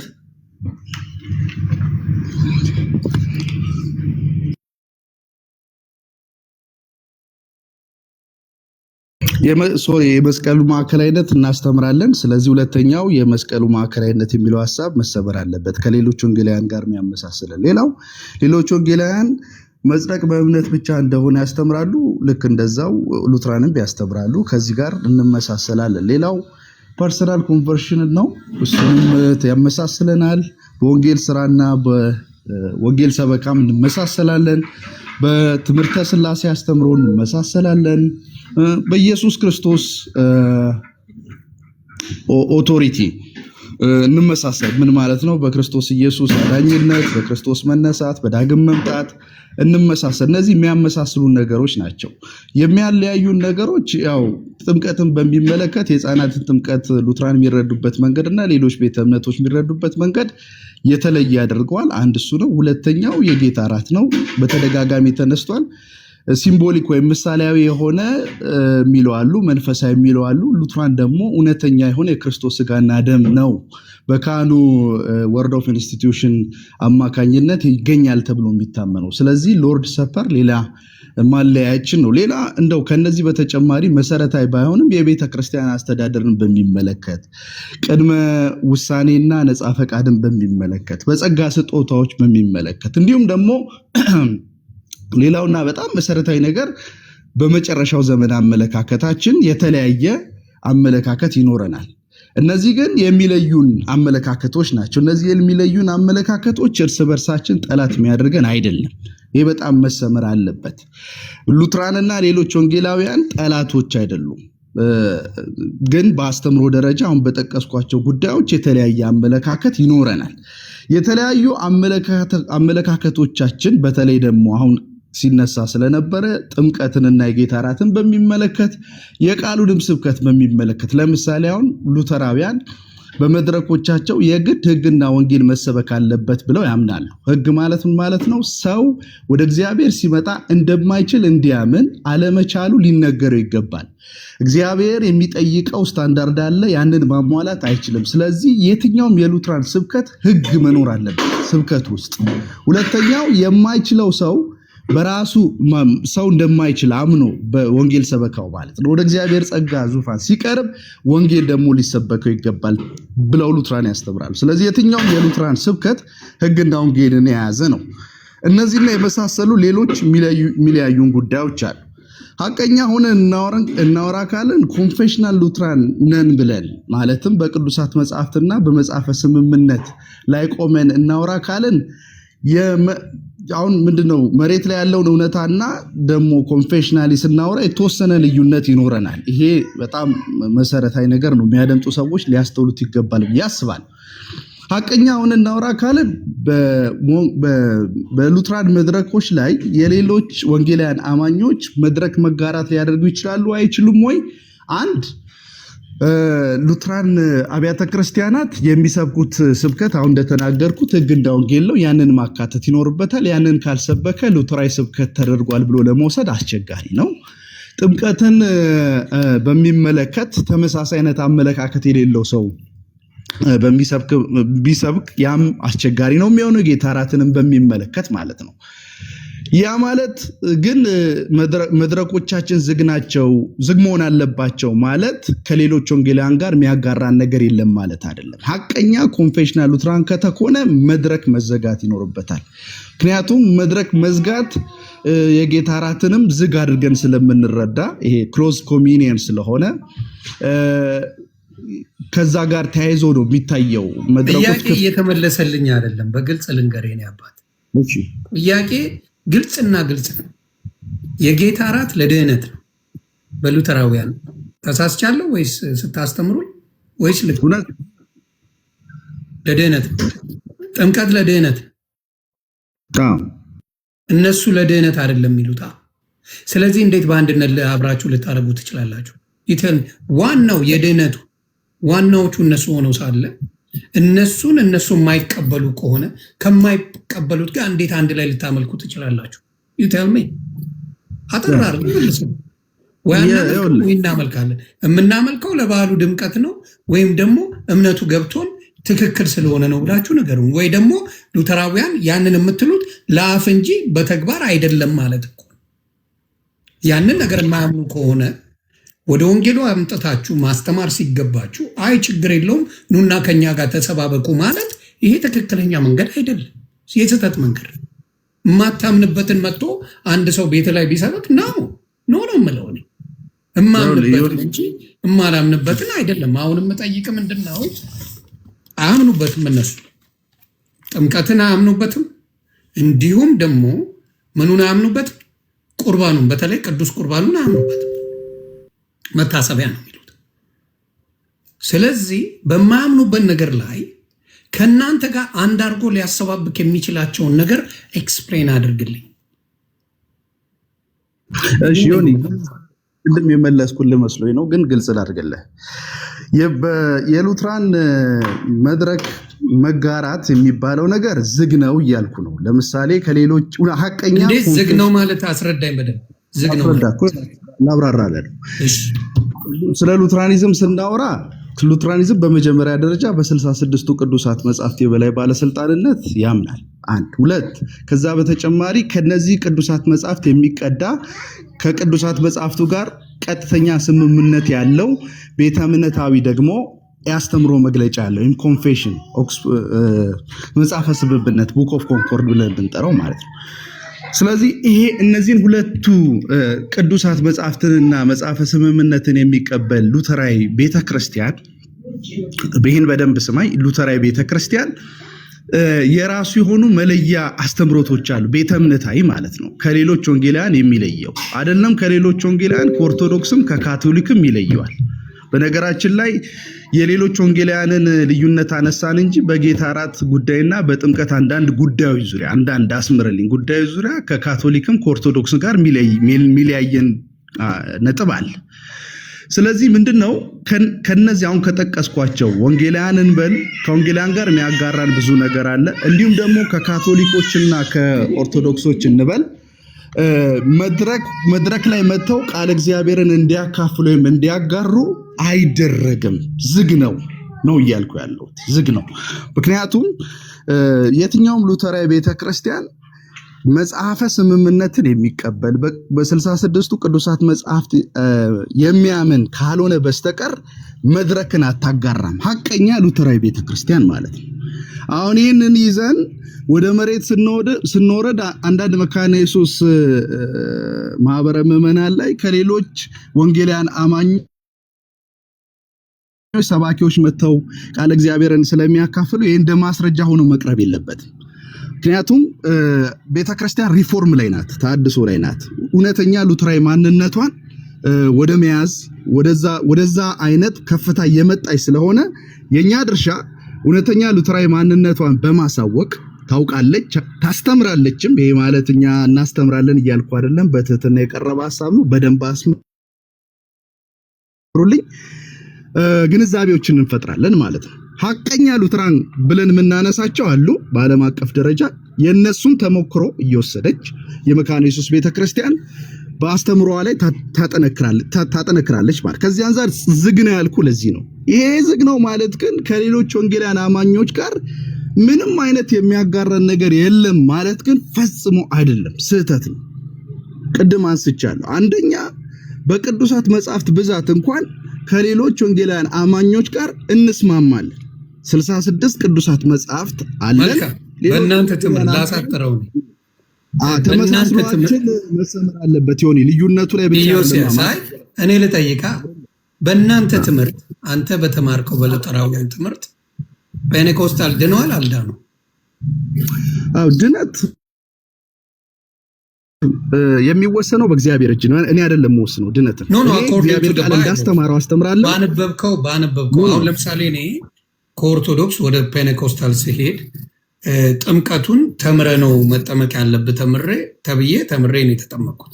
ስለዚህ አሁን ለምሳሌ ወደ ሉተራውያን አንድ ኦርቶዶክስ ወደ ሉተራውያን ሲመጣ ድጋሚ ጥምቀት አለው ወይስ የተጠመቀው ይበቃዋል? ድጋሚ ጥምቀት የለውም፣ የተጠመቀው ይበቃዋል።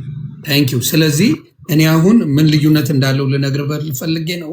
ወደ ፔንቴኮስታል ሲሄድ የተጠመቅኩት በልጅነቴ አይበቃህም ተብዬ እሱ ትክክል አይደለም ተብሎ መስመር ተደርጎበታል። ትክክል አይደለም አምነ ነው መጠመቅ ያለብህ ተብዬ ተምሬ ተጠምቄያለሁ። ስለዚህ ነው ትልቁን ልዩነት እዚህ ጋር አስቀመጥኩልኝ አንዱ። ስለዚህ አንደኛው እሱ ነው። ሁለተኛው ደግሞ የቁርባኑ ቅዱስ ቁርባኑ ምንድነው? በሉተራውያን ልክ እንደ ካቶሊክ ልክ እንደ ኦርቶዶክስ መዳኛ መንገድ ስለሆነ እሱም የሁለተኛው በትምህርቱ አንጻር የሚያድንበት መዳን በሱ ነው ከተባለ ሌላው አያድንም ማለት ነው አይደለም? ቁርባኑን ያልቆረበ ሰው የዘላለም ሕይወት አያገኝም ከተባለ ያላደረገው አይድንም ማለት ነው። ከተሳሳተ ዳብንሳይ ፔንቴኮስታል ይሄንን ስለማያደርጉ በእናንተ ትምህርት ፔንቴኮስታል አልዳኑም ማለት ነው። አንልም እንደሱ ላስረዳ።